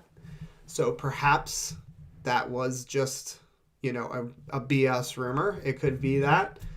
What do you guys think in the chat about the fact that he's not signed? Do you think that it can still happen? Do you think they're still negotiating? Do you think that the negotiations never even happened? Do you think that Moses' agent leaked this in perhaps an effort to draw interest from other teams? Because that's actually where I lean. Mike, why don't you go first? What do you think here? What's going on? They are negotiating. I think they are negotiating. I believe that it was between the Jets and who was the other team? Was it the Bears who were pursuing Moses? I think we were the top two, and then Jets were coming out as top. I think my honest opinion, what's holding it up is the length of the deal. I think that's really where where there's probably one. I'll say this: I don't think it was in the bag. Some articles I read said this somewhat is eerily similar to how the Jets pursued Kirk Cousins back then, in terms of the Jets were in love with Kirk, and apparently Kirk wasn't in love with the Jets, and that's kind of how that kind of whole thing fell apart. I don't think it was in the bag. I think Morgan knows exactly what he wants, and I don't know if Joe D is ready to drop the bag, so to speak, on a huge multi-year deal. So I think it's the length of the deal that's holding it up, and I'm sure for Moses' agent, there is probably a tactic with that, which was publicizing the fact that the deal hadn't been done, and that maybe they would either drive the Jets to be more competitive, knowing that other teams were in the hunt, or if the Jets drop out, that there would be a backup for his client at that point. So I think that's where probably Jody's business sense comes in, is what kind of deal are we willing to do? I mean, 96 consecutive starts? I mean, it seems to be a lot on paper to warrant a pretty sizable deal, but I think that's where we're at. That would be my bet. Okay, so you think that they are negotiating, and that perhaps it's just a year's discussion. Okay, James, what are your thoughts? And then I'll go to the chat. So I think there's a number out there. I think there's a contract offer out there. I just don't think I think Joe Douglas is very here, take it or leave it type of guy, right? I think we saw that with Robbie Anderson. He wasn't willing to go past the number that he saw. Obviously, I'm sorry to interrupt you. I was just going to say that has happened multiple times in every free agency period. It happened this free agency period with Keanu Neal, the Cowboys and the Jets, and he just said, "Here's my price." Sorry, go ahead. I just wanted to make that point. No, you're absolutely right, because there were times over this free agency period too where we saw guys get signed for a certain amount of money, and we're like, "Hey, could Joe Douglas have given maybe an extra $1 million and paid him $6 million instead, and would that have brought him here?" But I think Joe Douglas just has his numbers. He's not going to overpay anyone. And by overpay, I mean pay them more than he thinks they're worth. Obviously, we saw what he did with Jamison Crowder, which worked in our favor. He took a pretty significant pay cut. Yeah. But I think there's a contract offer out there. And the only piece I'm still trying to figure out is if Fant is still in the plans, who plays where, right? Are they potentially saying Fant's going to stay at right guard and they're trying to pay Morgan Moses guard money rather than tackle money? Right.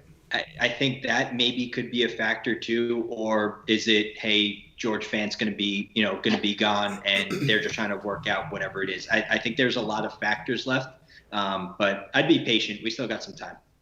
Yep. And so I hope that the agents are not using the Jets. That's been a very common theme in years past. I don't think that Joe Douglas is the type of guy, though, that's going to be swayed. I think we already kind of hit on that. He has got his idea of what the person or the player is worth, and he is going to stick to that very steadfast. He is not going to waver. Let's go to the chat. Legend Killa. He says, nervous about Moses. It's been 6 days since that report.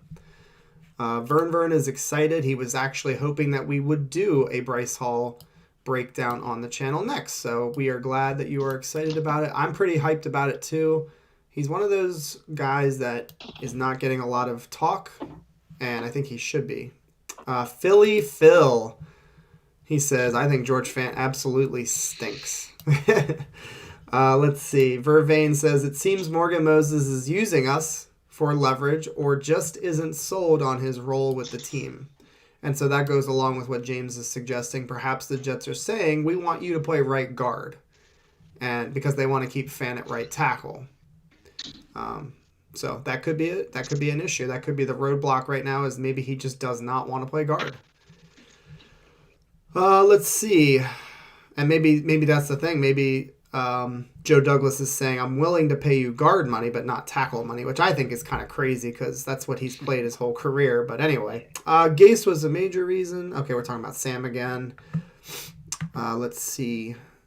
Grant Rude, he says, Joe is measured and deliberate. He also keeps his dealings quiet. Moses, if he ever was on the table, is still on the table. Patience, guys. I agree.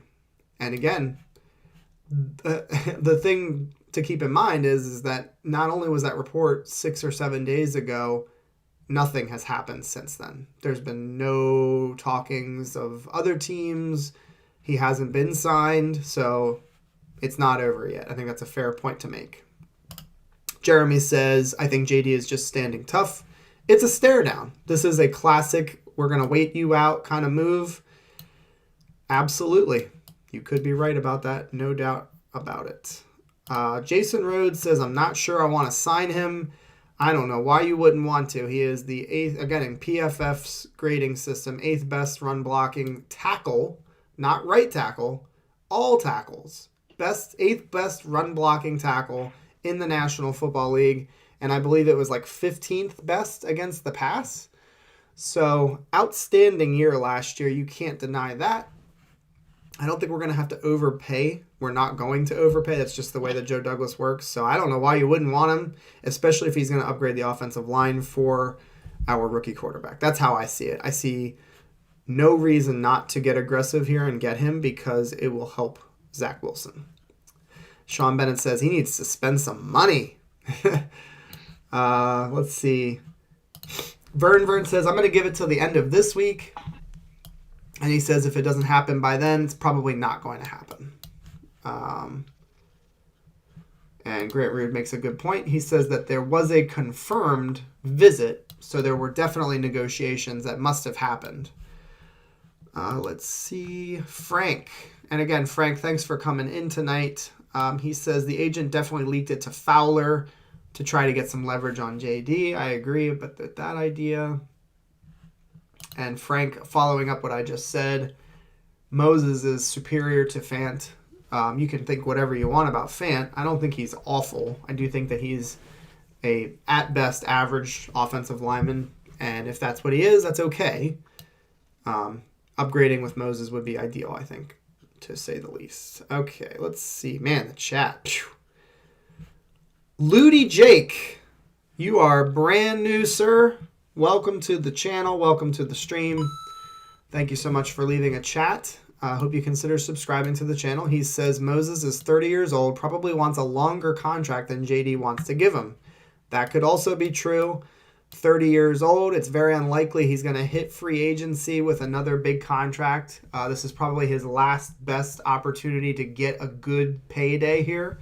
So he's probably just hoping and holding out that he can get a longer term contract because, like Ludi Jake said, he's near the end of his career here and definitely not going to get another big contract. Well said, sir. You get another coin. Yep, nice job. Well said. Let's see. There he is. Official loyal New York Jets fan. If you guys aren't following this man on IG, he has got like a bajillion followers. He says, stream is getting better, my man. Keep it up. Thanks, dude. Appreciate the compliment. Let's see. We've got Victor Green. Victor Green is coming. We're going to be interviewing Victor Green. So for all the people that are here watching right now, we did announce it earlier, and I'm going to share all of this information on Twitter and Instagram later tonight. I am going to be interviewing Victor Green in the next couple of weeks. The date has not been set yet, but he has agreed to do it, and it's just a matter of scheduling it with him, but I'm very, very excited about that. It's going to be pretty freaking awesome. Let's see. Moses would be crazy to take the guard money. Yeah, I think he should hold out for tackle money. I don't think there's any reason why he should have to take less money. He's a very good player. Oh, let's see. Man, you guys are out of control. Philly. I know, man. Philly Phil. He says Tyler Lindenbaum. Remember that name. He's the #1 rated center coming out of Iowa. James is nodding his head in approval. He's our next Mawai Mangold Part 3. Yeah, dude, I can't wait to start talking about the draft, and I'm thinking by like mid-season we're going to start to actually do like a segment on our Wednesday podcast where we start to talk about some players. Nothing crazy, but we'll just start to throw names out there that we've got our eyes on. I appreciate you throwing the name in there. It seems like you've got the nod of approval from James, which I think says enough right there. Victor Green, baby. I know, it's awesome. I still can't even believe it. When he messaged me back, I was literally shaking. I was like, holy crap. Victor Green. And he broke all of our hearts. He went to New England and he returned like a 8 million yard touchdown. Oh my God. Yes, one of my favorites. I know. Absolutely. Yep. Appreciate it. All right, we are caught up. Well done. Let's go to our next breakdown. We don't have anything else we want to say on Moses, right? Everybody's good on Moses? Yeah, I think so. For me. Right. Mm-hmm. I mean, we're all still agreeing that we want him. It's just a matter of will JD...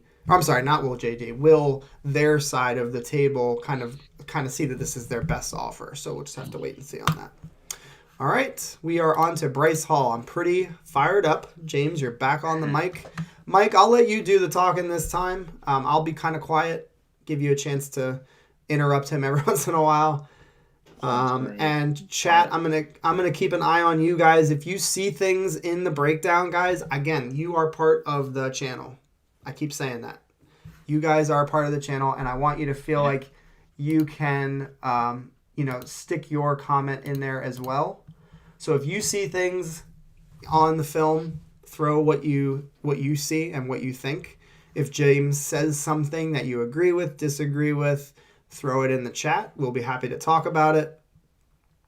So anyway, James, it's yours, man. Cool. All right, yeah. So I mean, Bryce Hall, obviously rookie year here. Came in. This is actually his first NFL game here against the Chargers. Played the final 8 games of the year. Had a tremendous career at University of Virginia. Awful injury. He decided to come back for his senior year and had one of those just kind of, towel over the leg. You don't want to put it on national television type of injuries. And so that's why the Jets were able to draft him in the 5th round, because if he stayed completely healthy or decided not to go back for his senior year, he's that, probably late 1st, early 2nd round type of talent. He, I believe, led the nation in passes defense. It was something ridiculous, too. I think it was 23 or 24, which is just a wild number to be, getting your hands on footballs at that rate. And, obviously it's college football, but he's playing in the ACC, so it's not he's not playing any, I don't want to say a bad word, but you know what I mean? Yeah. So here, what Bryce Hall does a lot, and I kind of separated some man plays from some zone plays. And so I kind of went with, cornerbacks, they matter for sure. I guess the point there, and I'm going to try to also kind of read some comments as I'm kind of looking at the screen here, so I can answer some of those too. That that might be cool. But yeah, I see cornerbacks are going to matter. I mean, they don't not matter 100%, but if you can grab pressure on the quarterback, it makes their job a whole lot easier. But they definitely do matter, because at some point in the NFL today, the way the passing game is, rushes can get neutralized, and corners and safeties and all defensive backs are going to be forced to make plays. So here for Bryce Hall, he's actually at the bottom of the screen, and kind of like what I did for Denzel Mims, where I tried to give you something against a really established player in the NFL. So this is Bryce Hall here. That's Keenan Allen. Keenan Allen's probably a top 5 route runner in the NFL in terms of his craft, what he can do when he's healthy. It's pretty remarkable. So Bryce Hall here at the snap is actually going to be in this is going to be what we call a soft press technique. So really, for a cornerback in man coverage, you have really three different ways that you're going to play this. You either have off man coverage, where you're usually 6 or 7, maybe sometimes even 5 if you're, if the guy, maybe you have some athletic ability over him in terms of speed, maybe you'll play it at 5 yards. you'll be probably 5 to 7 yards off the ball. That's off man technique. You can play this soft press where it's press coverage, but he's still giving him about 2 yards or so in terms of separation between the two of them. And then the third one is a press technique where it's basically bump and run at the line of scrimmage. That's what we saw, Darrelle Revis do for his entire career. In terms of, get that hands on the receiver right at the line of scrimmage. That's very difficult though, especially going against a guy like Keenan Allen. That's kind of reserved for the Darrelle Revises of the world, because Keenan Allen can make you miss really easy, and then you're just never going to catch up. And so for Bryce Hall, what you want to do in this soft press technique is you want to keep yourself square so you can keep the inside leverage, and then you want to have active feet, right? So active feet allows you to move all around. And when the wide receiver commits to the outside, to the inside, what you want to do, and what Bryce does here really well, is you want to marry the hip, right? The hips tell you everything. Your eyes are on the hips. They're going to tell you, the kind of, not to sound corny here, but the song, like, the hips don't lie song, it's 1,000% true. The hips are going to tell you everywhere you're going to go, wherever the wide receiver is going to go. So Bryce Hall does a really good job. He's got active feet. He's now going to end up right on that hip of Keenan Allen. Sorry, it kind of gets a little cut off here, but he ends up on the hip. And what I mean by ending up on the hip, you don't want to end up too much on top of Keenan Allen, because then he controls you. And you obviously don't want to be too far back, because then you're beat, right? So you want to be right on the hip, and you want to be able to react when he reacts. So what Bryce Hall does really well here is he stays on the hip. You can kind of see it in the video here, how his head is down. So he's watching the hips. And when Keenan Allen breaks down, that's when Bryce Hall breaks down. They do it at the same time, heads down. And then once Keenan Allen puts his hands up, Bryce Hall is going to put his hands right in between Keenan Allen's, and he's going to break this pass up. And it's just going to be kind of a textbook technique from, a rookie cornerback here on Keenan Allen in man coverage. And now, not only that, but, I know we lost this Chargers game, but for context of this play, this is actually 2nd and 9 with about 3 minutes and 30 seconds left, and the Jets are down by 8. So this is a huge play in the game. This isn't, down 40-0. Keenan Allen doesn't give a damn. He's just going through the motions. This is a big time play, in a big game. And actually, the play right after this, Bryce Hall makes a tackle for a loss of 1, and the Chargers have to punt.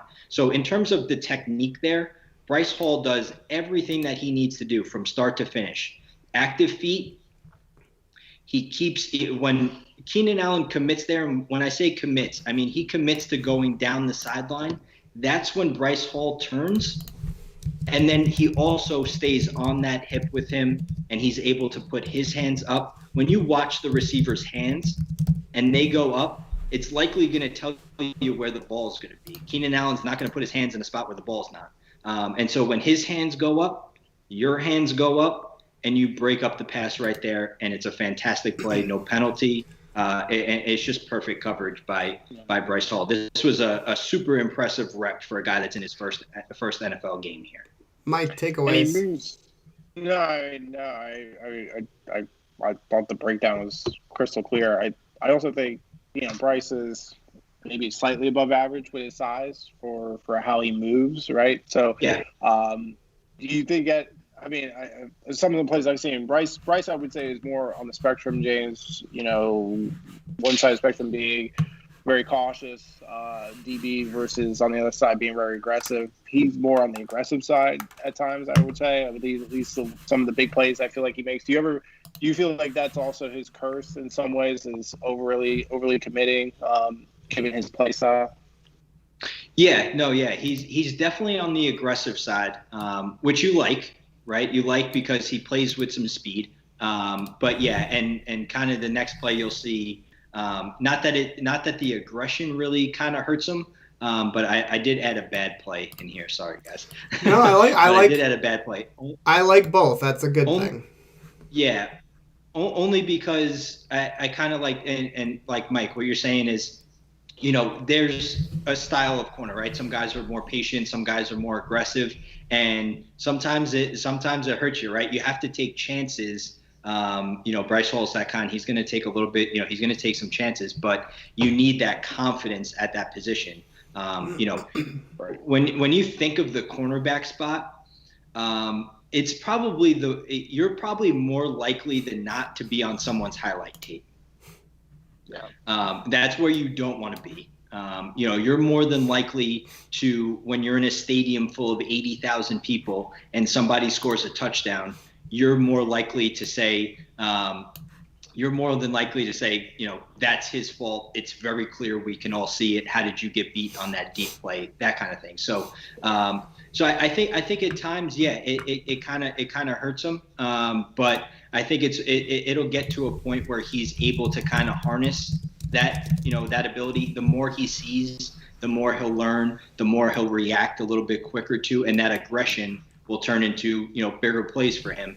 But yeah, it's kind of it's a double-edged sword when you're a cornerback, because it's not always gonna work, and sometimes you have to take that chance, or these guys and these wide receivers now are just they're incredible. Not to say they never were, but yeah.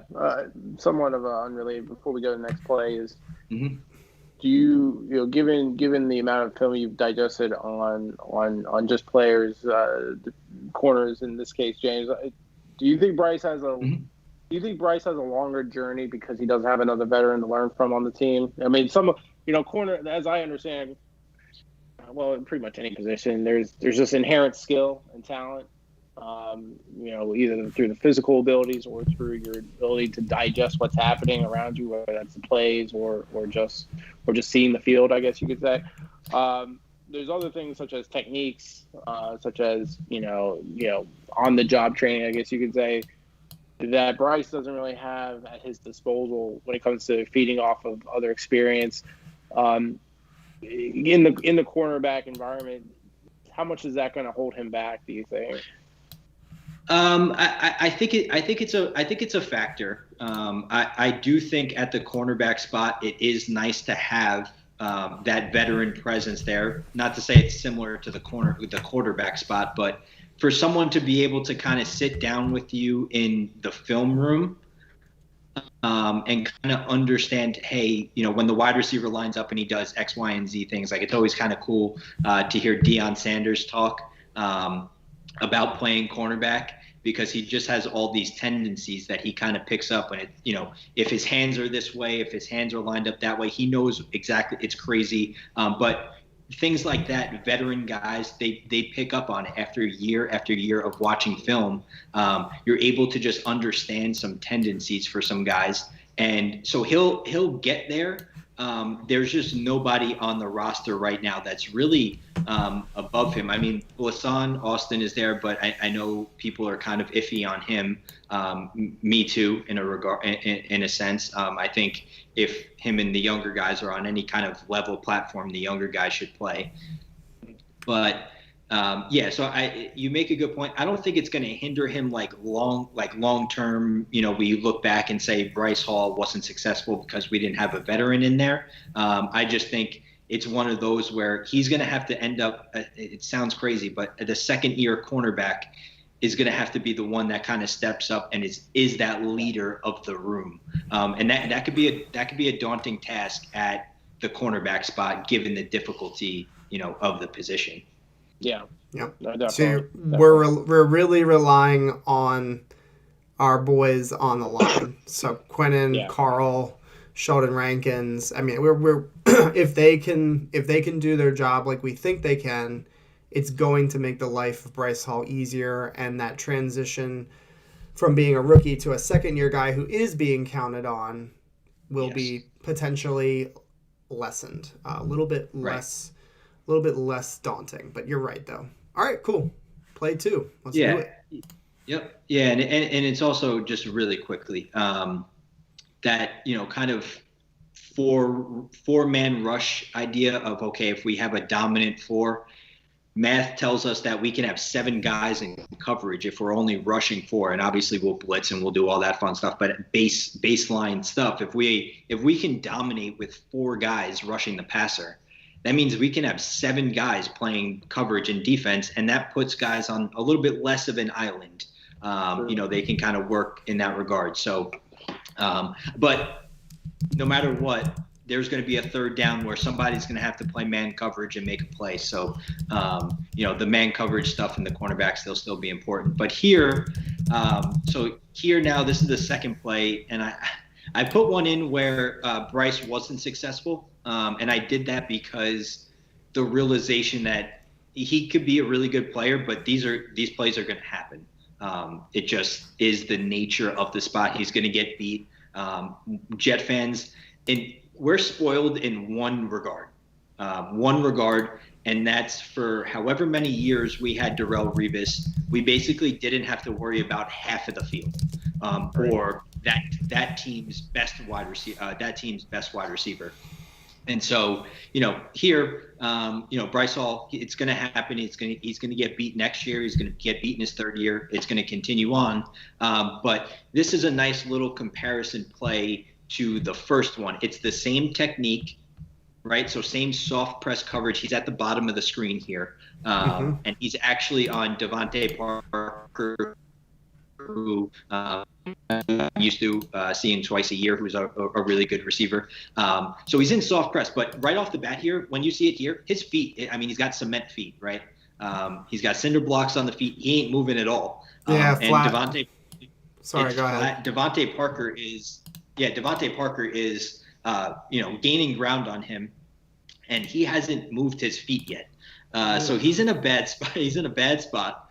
Not a good spot. Devontae Parker is going to run a slant, but kind of how I said, you want to marry the hip and not stay on top of somebody. First of all, if he has active feet, he doesn't have to kind of react so suddenly like he did there. He would have time to kind of move his feet, be patient, stay on the hip, and then turn. So what happens is Devontae Parker just is saying, okay, at this point in time, if you stop it there, Bryce Hall is totally on top of Devontae Parker. He's not at the hip. He's not behind him, or I guess in this case, behind him would be the correct word.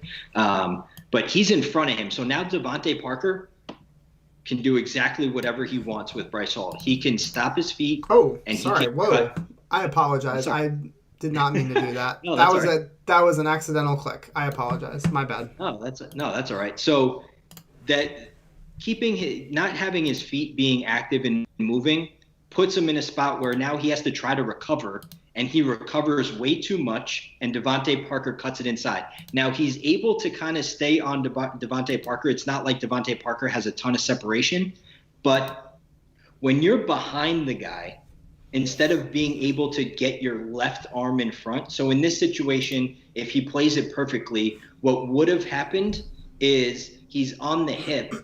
He uses his right arm to go over the right shoulder of Devontae Parker, and with the left arm, he would swipe for the ball, right? This way, if you miss with your left arm swiping that ball, you still have the grab of Devontae Parker with your right arm, and you could just tackle him for a short gain. Here, Bryce Hall has none of that. He's in an awful spot. He can't get to the ball, and he doesn't make the tackle, and Devontae Parker is going to, kind of make a play for a big gain. He's going to get to, I think, the 50-yard line or so. So the technique difference. Go ahead. No, I was just going to say I'm glad you showed some bad, because I think it does show that there's still like a learning curve here. Obviously, he's got some more he needs to work on. You're right. He didn't do really anything with his left arm. Mike, anything you noticed on this player, or anything that you have taken away? I'm looking at. Yeah, no, it's just it's a perfect play of just getting beat. I was trying to pay attention to his footwork, and I see where you guys are saying he was.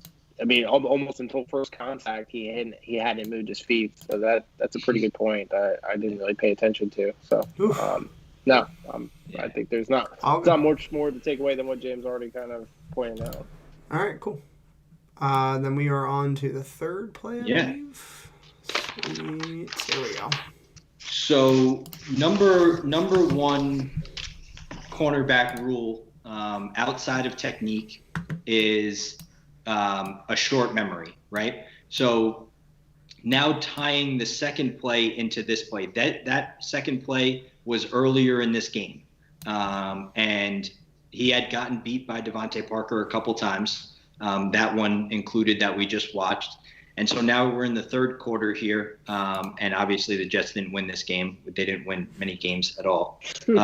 So now as a cornerback, Bryce Hall is at the bottom of our screen. And that's once again Devontae Parker, right? So now what would be really bad for a cornerback is for Bryce Hall to be standing there, sweat coming down the side of his face, like, holy crap, what's this guy going to do to me next? I have no idea. Instead, you settle down, short memory, forget the times you got beat, and now all you can worry about is the rep that's in front of you, and you can win this rep. So now third play of this here, and we're in that soft press technique, and Devontae Parker is going to try to beat him on the slant again this time, and it's not going to work. Bryce Hall is going to play this just like he played it against Keenan Allen, and it's going to be a pass defense. And so if you run it here, you can see the difference of Bryce Hall being patient. He moves his feet, he's moving his feet, and he actually doesn't turn, right? That last time, Devontae Parker got him to turn to the sideline and then cut inside. Bryce Hall's got active feet, and instead of panicking and moving and turning towards the sideline, he can immediately move straight into the inside slant with Devontae Parker. Left arm, because now we're on the opposite side of the field.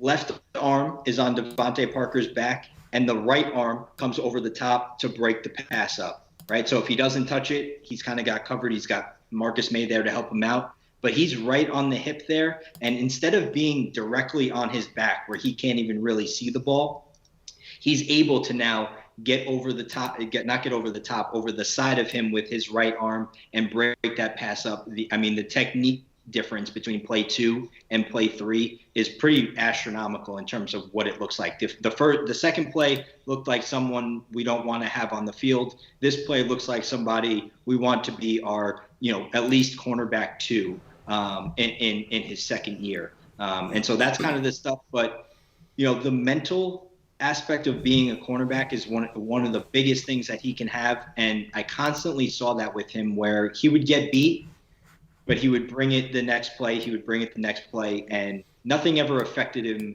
kind of prior to what happened. So I really like this.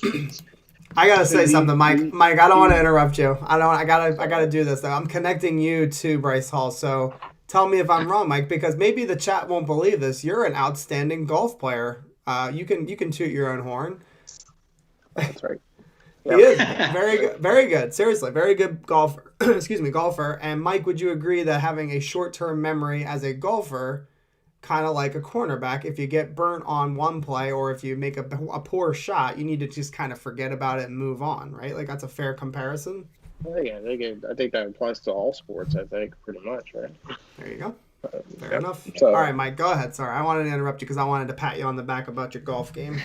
Yeah, no, I was going to ask James, do you see a pattern there? I mean, I don't know. I'm going to guess that Bryce is a right-hander, in which case, does that play into any of the film analysis you've seen where he struggles on one side of the field versus the other, and the way the routes are running? Do you see any patterns or vulnerabilities there? No. So really kind of how, in terms of where he's going to likely play, man coverage will kind of be one thing, depending on, if they feel comfortable enough sending him towards, like a big time receiver or something like that. But usually how the cornerbacks are set up is there'll be a field corner and there'll be a boundary corner. So the field corner will be actually not Bryce Hall here. He's the boundary guy. But the field guy sometimes is the one who, I don't want to say more talented, because here it's man coverage, so they're just putting Bryce Hall on Devontae Parker wherever he kind of went. But in terms of being righty or lefty, it doesn't have much of a difference. I mean, if he's on the right-hand side, it does get a little bit difficult because if you're playing like a press man coverage and you're on the right side of the field and you're looking at the receiver in front of you, you would have to jab with your left hand, which can kind of be uncomfortable. If you jab with your right hand, it's kind of natural to just jab and kind of go. So that might have a factor, but I don't think your footing, right? Because it's similar to the way you have to set up your hand technique would be your feet placement have to be right. So I can, if obviously just coming off a play where his footwork was obviously lacking in that particular play, and then it also happens to be on your non-dominant side, I can see how that could be a perfect storm of situations for a play to be blown up or for you to be blown up. Oh, yeah. Yeah, absolutely. And kind of there's kind of a domino effect here, sometimes where, if you get if it's tough off the line of scrimmage, things are just they get a little crazy and then everything winds up off. So that's why, too, kind of the important part is to wind up, in a good spot right off the line of scrimmage. Kind of you saw the second play, Bryce was, really bad at the snap with his feet, and it kind of forced him to be all over the place. And then on the second one, he was so patient that it just kind of all flowed and just went right into him being able to kind of go right over the top of Devontae Parker for the pass. But I think in terms of being left hand or right hand, I mean, it could have an effect, but I think it's really kind of the start that you kind of get here and there in terms of right off the line of scrimmage. When you're playing close like that, when you're playing zone and you're 6 or 7 yards back, it doesn't really have too much of a factor there. What about wide receiver, types? I guess obviously we've only compared Keenan Allen to Parker. Do you see a pattern where Bryce struggles with certain types of receivers? Yeah. So the game that he really struggled in, he had some good plays against Mike Williams. Devontae Parker beat him a little bit. So Devontae Parker, Mike Williams, they're that kind of a little bit of a bigger receiver. And also he had some trouble with the tight ends in the Raiders game. But for that one, Darren Waller had the game of his life. He was kind of beating everybody, but he did those bigger receivers. The Raiders game was a rough one for Bryce Hall. He had a couple good plays, and I'll show one of them here in this clip. But the Chargers game was a pretty good one, but Mike Williams beat him on a couple, and Devontae Parker kind of had one or two back shoulder throws, which are really hard to kind of defend, and then the slant. But he had some really good plays against both, and he kind of came back and battled both of them. So trend wise, I would say maybe the bigger wide receiver gave him a little bit of trouble, but it's hard to put a finger on that one, only because he only played 8 games, and I didn't want to give him like too harsh a review if in his first game Keenan Allen went for a gain of 15. That's kind of how it's just going to work at the start of this whole thing. Yeah, very interesting. Oh, I'm good, thank you. Yeah, no, of course.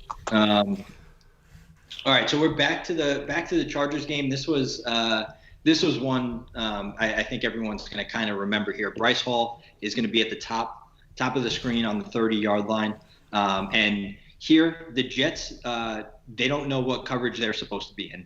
Bryce Hall is yelling at Marcus May to, you can see him with his hands up. He's asking him like, what the heck are we doing here? Yeah. And so, and what the wind up doing is they kind of recognize it, and they try to throw they snap it really quick. I mean, they get up to the line here. It doesn't show the whole thing, but they get up to the line here, and Justin Herbert's kind of saying, hey, let's snap this thing and let's get it out. Because right now, if we're looking at just the field, they have 3 wide receivers out there. Bryce Hall's by himself.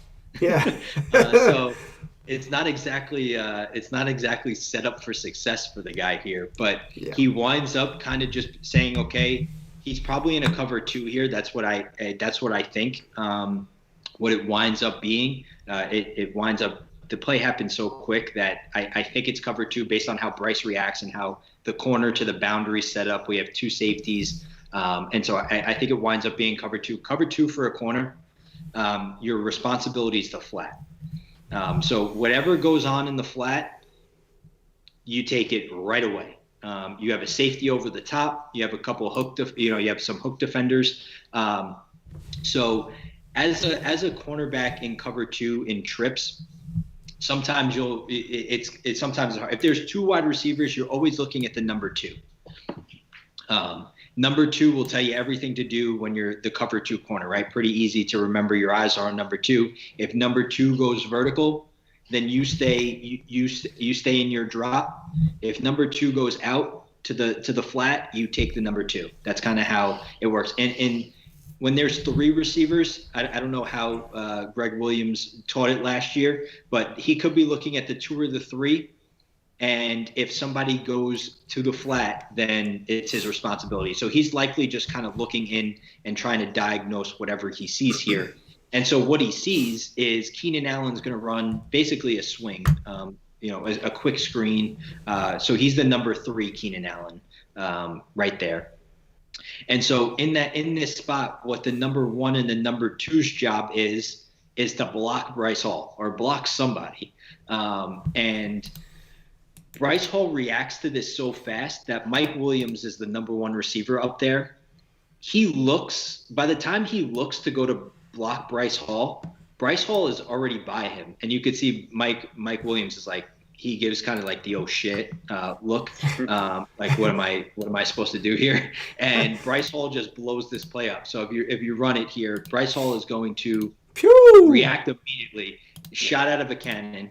And he's going to blow up Keenan Allen. I think it was a loss of 2 or so, a loss of 1 or 2. But at this point in time, I just want to point out one thing, and you can go right after this. It's immediate recognition. He's got his eyes on May here pre-snap, and then if you watch his eyes, and then the time between when he turns his eyes to when he begins to immediately attack the flat here, it's immediate. It's very, very quick. Eyes, and then boom, he's already in his stance to go attack that. Yep. So it's pretty awesome. Mike Williams, look at my no, you're good. Head. I want to watch that. No, it's okay. Oh shit! Mike Williams is like, oh crap. I think. Go ahead. I'm sorry. Go ahead. No, you're good. You're good. No, yeah, and it's I've kind of showed this play before on Twitter. I think when it happened against the Chargers, I kind of showed it, and obviously people were like, well, Mike Williams got to do a better job there, and he does. Mike Williams does have to do a better job, but part of him not being able to do his job is Bryce Hall just kind of reacting as fast as possible. He's not even. He's not giving Mike Williams a chance to block him. So the credit there is obviously to Bryce Hall. Mike Williams, I'm sure, could do a better job. Whenever plays like that happen, you could always do a better job. But one of the points, Saleh always made, Coach always makes is, he wants to see guys play with speed, right? And that mindset immediately, I think for a lot of people goes, okay, well, what did he run in the 40? And that's not always the case. Quite frankly, for some guys, I don't really care what they run in a pair of underwear. It's not my thing. It's fun, if you turn on the TV and John Ross or somebody is running a 4.2, it's cool TV. Or Tyreek Hill obviously is kind of a little bit of a different story. That guy's he's got track speed, and it works for the Chiefs. But some of those guys where they may not run all of those, those fast 40 times. If you can know your responsibility and you can react at the snap of the football, you're going to look like you're playing a whole lot faster than whatever anybody else thinks you are. It's play speed, and so for Saleh, I think when he's got Bryce Hall in a zone. He could be pretty confident that Bryce Hall is going to be able to read and go to his responsibility and make a really good play for the defense. Yeah, the guy I always think of when I think of the 40 time and surpassing what expectations, and Quan Bolden is always one of my favorites to refer to. The receiver the Cardinals had for years. He ran like a 4.6 or something like that, and the 40 fell. And he was a beast in the NFL for quite some time. Jason Witten, the fastest slow man in the world. Yep. And you're right, SG31, you're absolutely right. But that's kind of the idea, is that his eyes were where they needed to be. And it didn't take a whole lot of time for him to process what to do. Like, that's the whole point. Like, he definitely knew where to go because he was peeking in the backfield. But that's the whole idea, is like his eyes were where they needed to be. And he reacted very, very quickly. So that's the whole clip in a nutshell, is his eyes and reaction were on point. Absolutely. There's a great tweet, or a great message, excuse me. Jeremy says there is a track speed, but then there is football speed, and there is a difference for sure, no doubt. Awesome. All right. Kerry Rhodes. Was it Kerry Rhodes? I thought it was Eric Smith. I think it was Eric Smith. We're talking about Anquan Bolden. I remember that play. It was Kurt Warner, and it was during the Brett Favre year, and we were blowing the Cardinals out. It was a meaningless play. The Cardinals probably should have just been running the ball out, but they threw a ball in the end zone, and Bolden took a shot. Very, very big hit. And I think it was Eric Rhodes. If I'm wrong on that, no big deal. But yes, was that what did I say Eric Smith, or did I say Eric Rhodes? You blended both together. I meant Eric Smith. Yeah. So it was one of those two for sure, and it was a devastating hit. But anyway, chin, was it? It was He hit him right in the he hit him right in the face. Yep. Oh my. Gitmo. Most of these rookies all look fast and hit harder from the breakdowns I have seen. Absolutely. Yep, Eric Smith. I was at that game. Ludi Jake, excuse me. Yep, it was a monstrous hit. I remember watching it on the television. I was just like, oof. Let's not kid ourselves. You can't teach speed. The great cornerbacks had good speed. There's definitely a case for that, for sure. And we can all agree that once Darrelle Revis lost his speed, it was kind of all she wrote. Like, he didn't have a very long career, because once he started to lose his step, it was like done for him, kind of. So definitely speed matters. There's no doubt about it. I guess the idea here is that you can get by without having that 4.3, 4.4 speed, especially if you're in a good scheme, and especially if you're on a team that has good players around you, for sure. Yeah. Yeah, no, it's not to discount, if someone runs a fast time and stuff, but sure. My favorite quote is from actually Xavier Howard, where he says that a team in a pre-draft meeting, I think it was a pre-draft meeting. It was a pre-draft meeting. Was kind of upset and asked him, I think, why he ran a 4.6. Right, which in today's league, if someone runs a 4.6, like if you're a running back, you may not even get drafted, right? Mm-hmm. And so what Xavier Howard's response was to this coach or scout or whoever he was I may run a 4.6, but I can make a 4.3 guy look like he's running a 4.6, right? And so what that means is, hey, the guy in front of me may be fast, but my technique, I'm not going to let him go wherever he wants. He's going to play at my speed. And I found that to be pretty kind of fascinating, because I don't think guys like Richard Sherman quote me if I'm wrong, maybe if someone in the chat wants to look up Darrelle Revis's 40 time, and maybe it was super fast, but Darrelle Revis was great because his technique was otherworldly. I mean, it was some of the best probably we've ever seen in football. Obviously, Deion Sanders was a different kind of cornerback. He was super fast, but 4.38 for Darrelle. Yeah, that's what it looks like. Yeah. That's pretty fast. That's fast. But that's faster than I remembered. I would have guessed that it was in the 4.4 range. But yeah, no, it doesn't matter though. Yeah. Like we said, it wasn't. Like you said, he was known for otherworldly technique. That was his game. That's why he was Revis Island. So, all right, cool. We are now on to play 4, I think. Play 4 for Bryce Hall.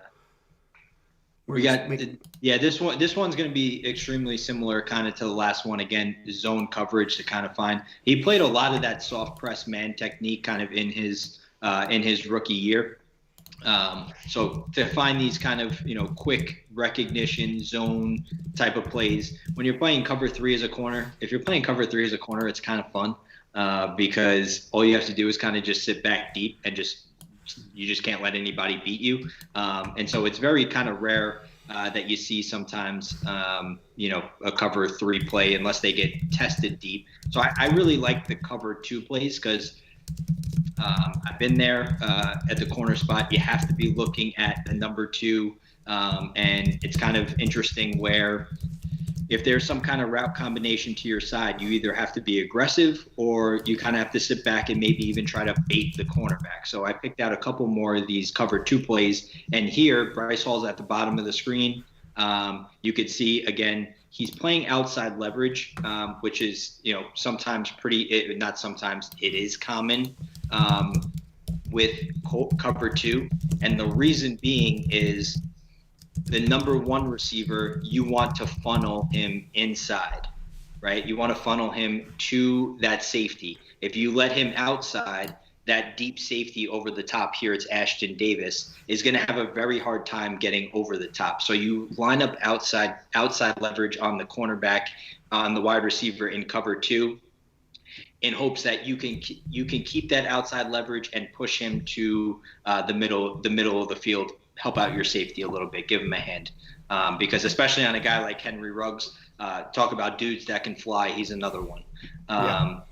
And so here, what we're going to have is actually a slant flat combination. So it's a slant by Henry Ruggs and then a flat route by the tight end. So again, cover 2 for Bryce. Once he sees that number 2 go, he's going to shoot right. He's going to give you a shot right out of a cannon. Use that play speed and make a play for a very minimal gain on this one. So if you could see here, they kind of check. Bryce Hall is going to take maybe a step or 2. And once he sees that Darren Waller, I believe that is, he goes out, Bryce Hall's going to put his foot in the ground. He's going to go right outside, and he's there to make the play. And so little things like this, again, not on ESPN, not going to be on SportsCenter. It'll get a nice little applause from the crowd. But when plays like this wind up being big plays, that's when we have a lot of problems. And so for Bryce, the quick recognition was pretty evident on film, especially in the cover 2, for him being aggressive to be able to come up and make those tackles. I thought it was a pretty significant part of his rookie game, and we all would like for him to kind of continue on that path, as he's probably going to play more zone coverage in this Saleh scheme. Yes. Correct me if I'm sorry, Mike. I'm going to let you ask a question. Did you play cornerback? I did. Yeah, I played at the college level. I played corner. Yeah. That's awesome. I was going to ask what. I didn't play very much, but no, that's okay. I was on the roster. Yeah. It counts. So I just I get when I watch this play specifically, I just think if I were to have played and if I were playing as a corner, I would think that for me personally, I think I would want to play in a zone defense because it's like a read and react kind of thing. I just love the idea of him seeing, using his eyes here. He's got his eyes on the backfield during the snap and instantly recognizes where he needs to go. I just think that would be a hell of a lot of fun to play in a defense like that. What was your preference when you were a corner? What did you like to play, zone or man? I'm just curious. I love zone. Man, I'll tell like a quick story, and not to go back to like my college days or whatever, but and by the way, I played quarterback in high school, and then I went into college as a quarterback. Roster was pretty heavy, pretty deep. I wasn't going to play maybe ever at the quarterback spot there, and so kind of a trade-off was moving to defense and playing cornerback. So in college was the first time I ever played defense in my life. So it was extremely kind of difficult transition. And so freshman, sophomore year, we have like JV teams that play on Sundays. And then, you move up to juniors very rarely. Sometimes the younger guys kind of play at the varsity level. So it was Division III. So, not everyone was all that good. Yeah. But it was still competitive though. It was still competitive, and teams were really good. And my first time playing corner, I ended up on, it was a red zone kind of play. They were on like the 10-yard line. I'm 5'9". My driver's license says 5'10". So I'm not a tall guy. And we were playing Cortland, and Cortland is a school up here. And I swear to God, this receiver had to have been, he was probably like 6'4" or 6'5". And so they continuously threw fades into the end zone. And on the first one, I held them so bad, obviously got called the penalty.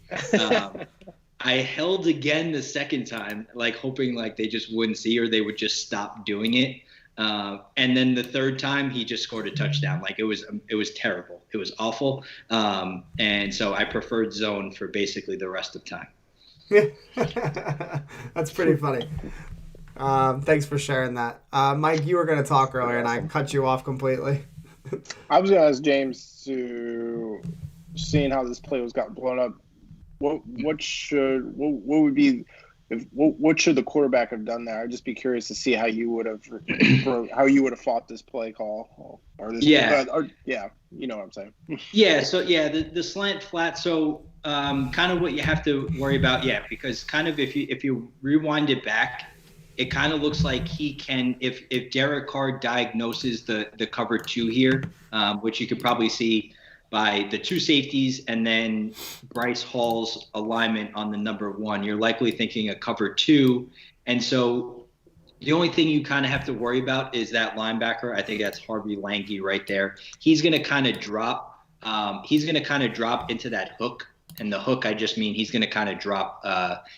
Actually, he's not going to drop. Wow. Yeah, okay, he blitzed. That's okay. Yeah. So now that I know that he blitzed, you likely probably want to hit this slant, but you want to hit it super quick because you kind of do have that hook. Yeah, he's going to be the hook, and then the safety's coming over the top. If I looked at that, if like you're a coach and you they look at those tablets on the sideline.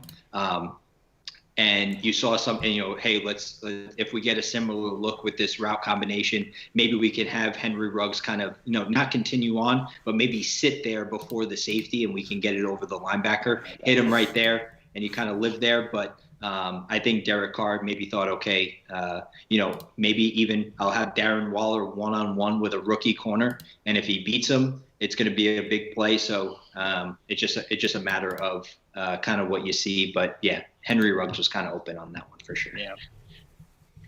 I was thinking the same thing because I was like, Bryce, it almost looked like he made a fight or flight moment in terms of whether to go for the flat or whether to stay on his man. And I didn't see the hook coming back around, but like I just felt like that could play. It could have went really bad for him, and I was just like, oh, I wonder what the decision making would have been on the offensive side. Yeah, so interesting.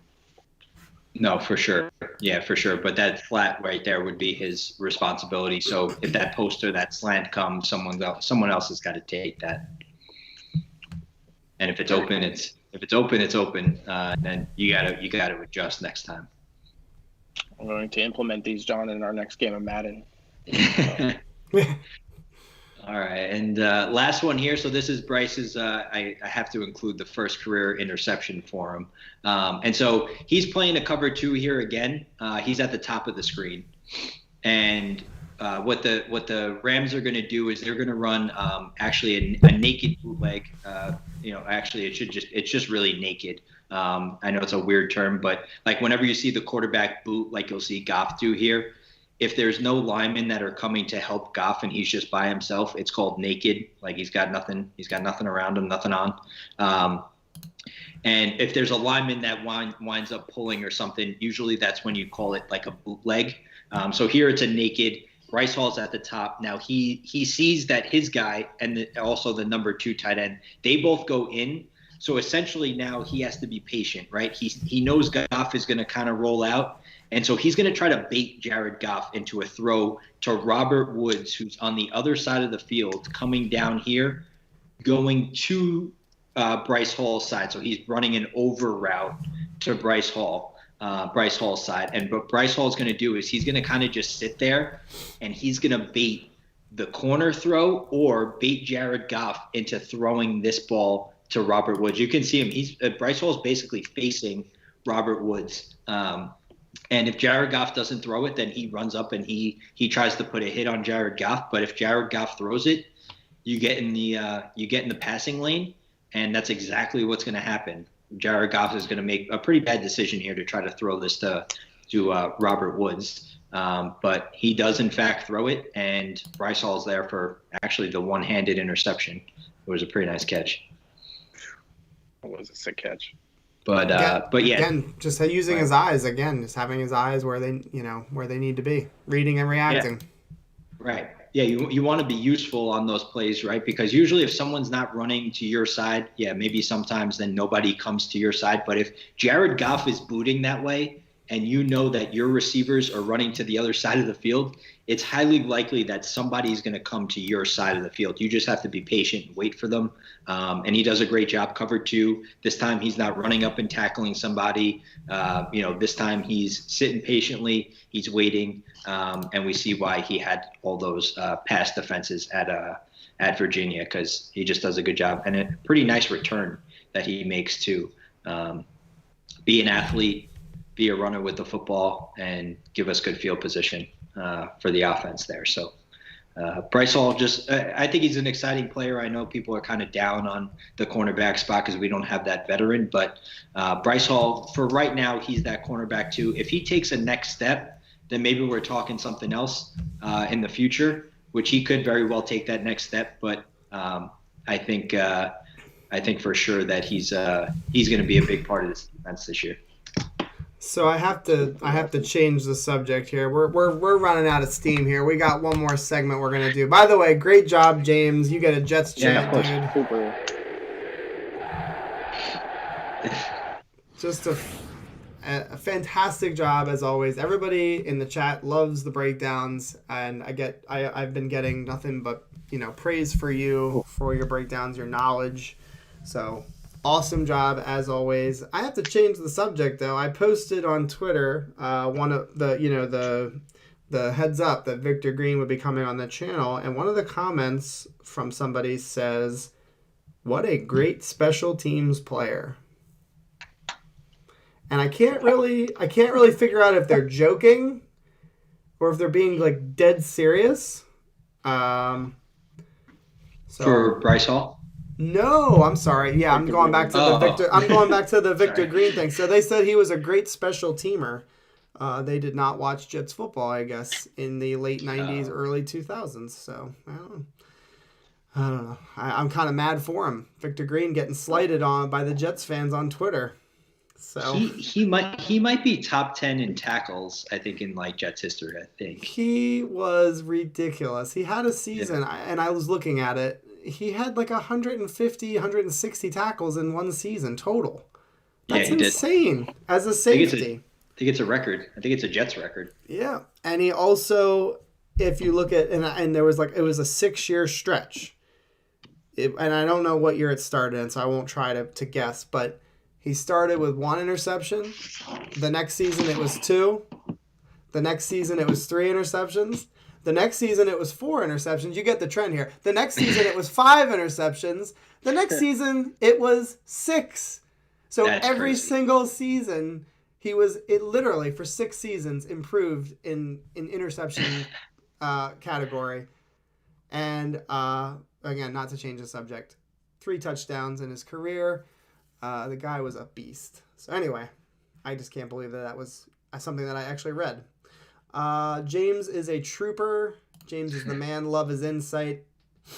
There was a question earlier, and I did say I would get to it, so I'm proud of myself for remembering because I never remember stuff. Tommy said, what do you think he needs to improve on this year? And I think that's a great way to end this segment. Yeah, I think it's cleaning up some technique, right? Cleaning up some of the technique just in terms of being more comfortable, and probably what he'll need to focus on the most this year is digesting the defense, right? Understanding what Saleh and Ulbrich want him to do. So obviously there's always small things. He's a pretty good tackler, so you can always improve on that. But yeah, I think just his ability, technique when they ask him to go man coverage against those bigger wide receivers, just keeping active feet, and continuing to be attached to the hip, and don't panic in certain situations. But yeah, for the cornerback, usually that biggest improvement, what you need from that rookie year to probably the second year is your technique in those big man type situations.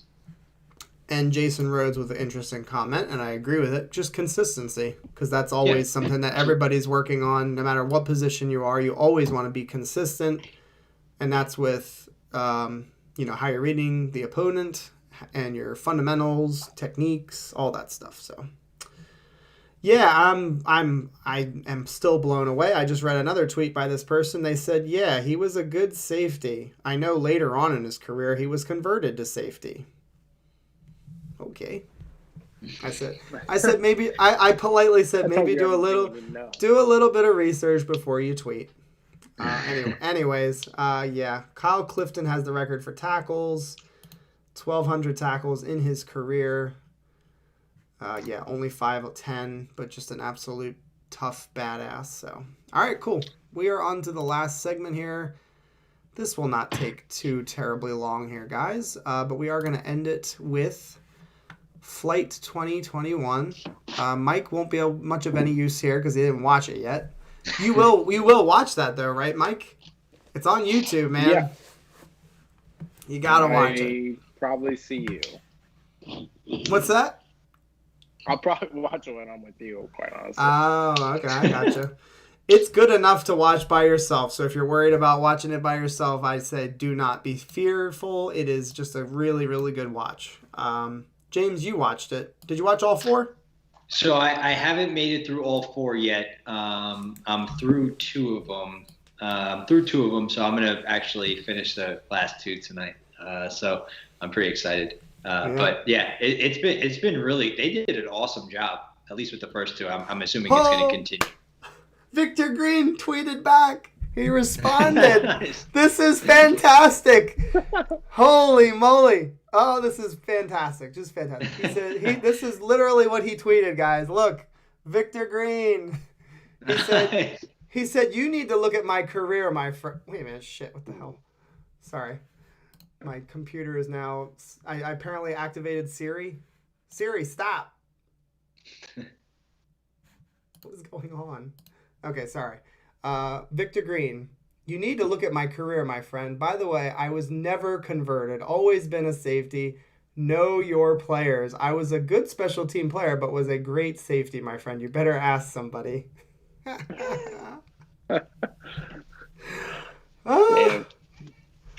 Sorry, I was not expecting Victor Green to hop online to do that. That was crazy. Yeah. All right. So yeah. Long story short, you're going to love episode 3. I think that might have been the best one, actually. I wish that I had savored the flavor. I feel like I binge watched it. It's kind of like when you eat like an ice cream sundae, you should take your time and truly enjoy it. And I ate it as fast as I could, like a child. Victor Green is a Jet legend. Can't wait. Yes, absolutely. All right. So Mike can't comment on it. And yeah, he was polite. I think that was a very nice way of saying what he said. Get off of me. Yep. All right. That's going to do it for this episode, for this 23rd episode of the podcast, guys. Again, if you're watching this after it airs, please consider liking and subscribing if you haven't already, guys. We are doing the giveaway on September 1st. We're getting ever so close. Free, signed Wayne Chrebet mini helmet. And I should have gotten a Victor Green mini helmet signed. I don't know what I was thinking. Big mistake by me. But anyways, thank you so much, James, for coming back on. Mike. Yeah, of course. I think it's going to be just you and me next week. In person. We'll do a in-person podcast next week, guys.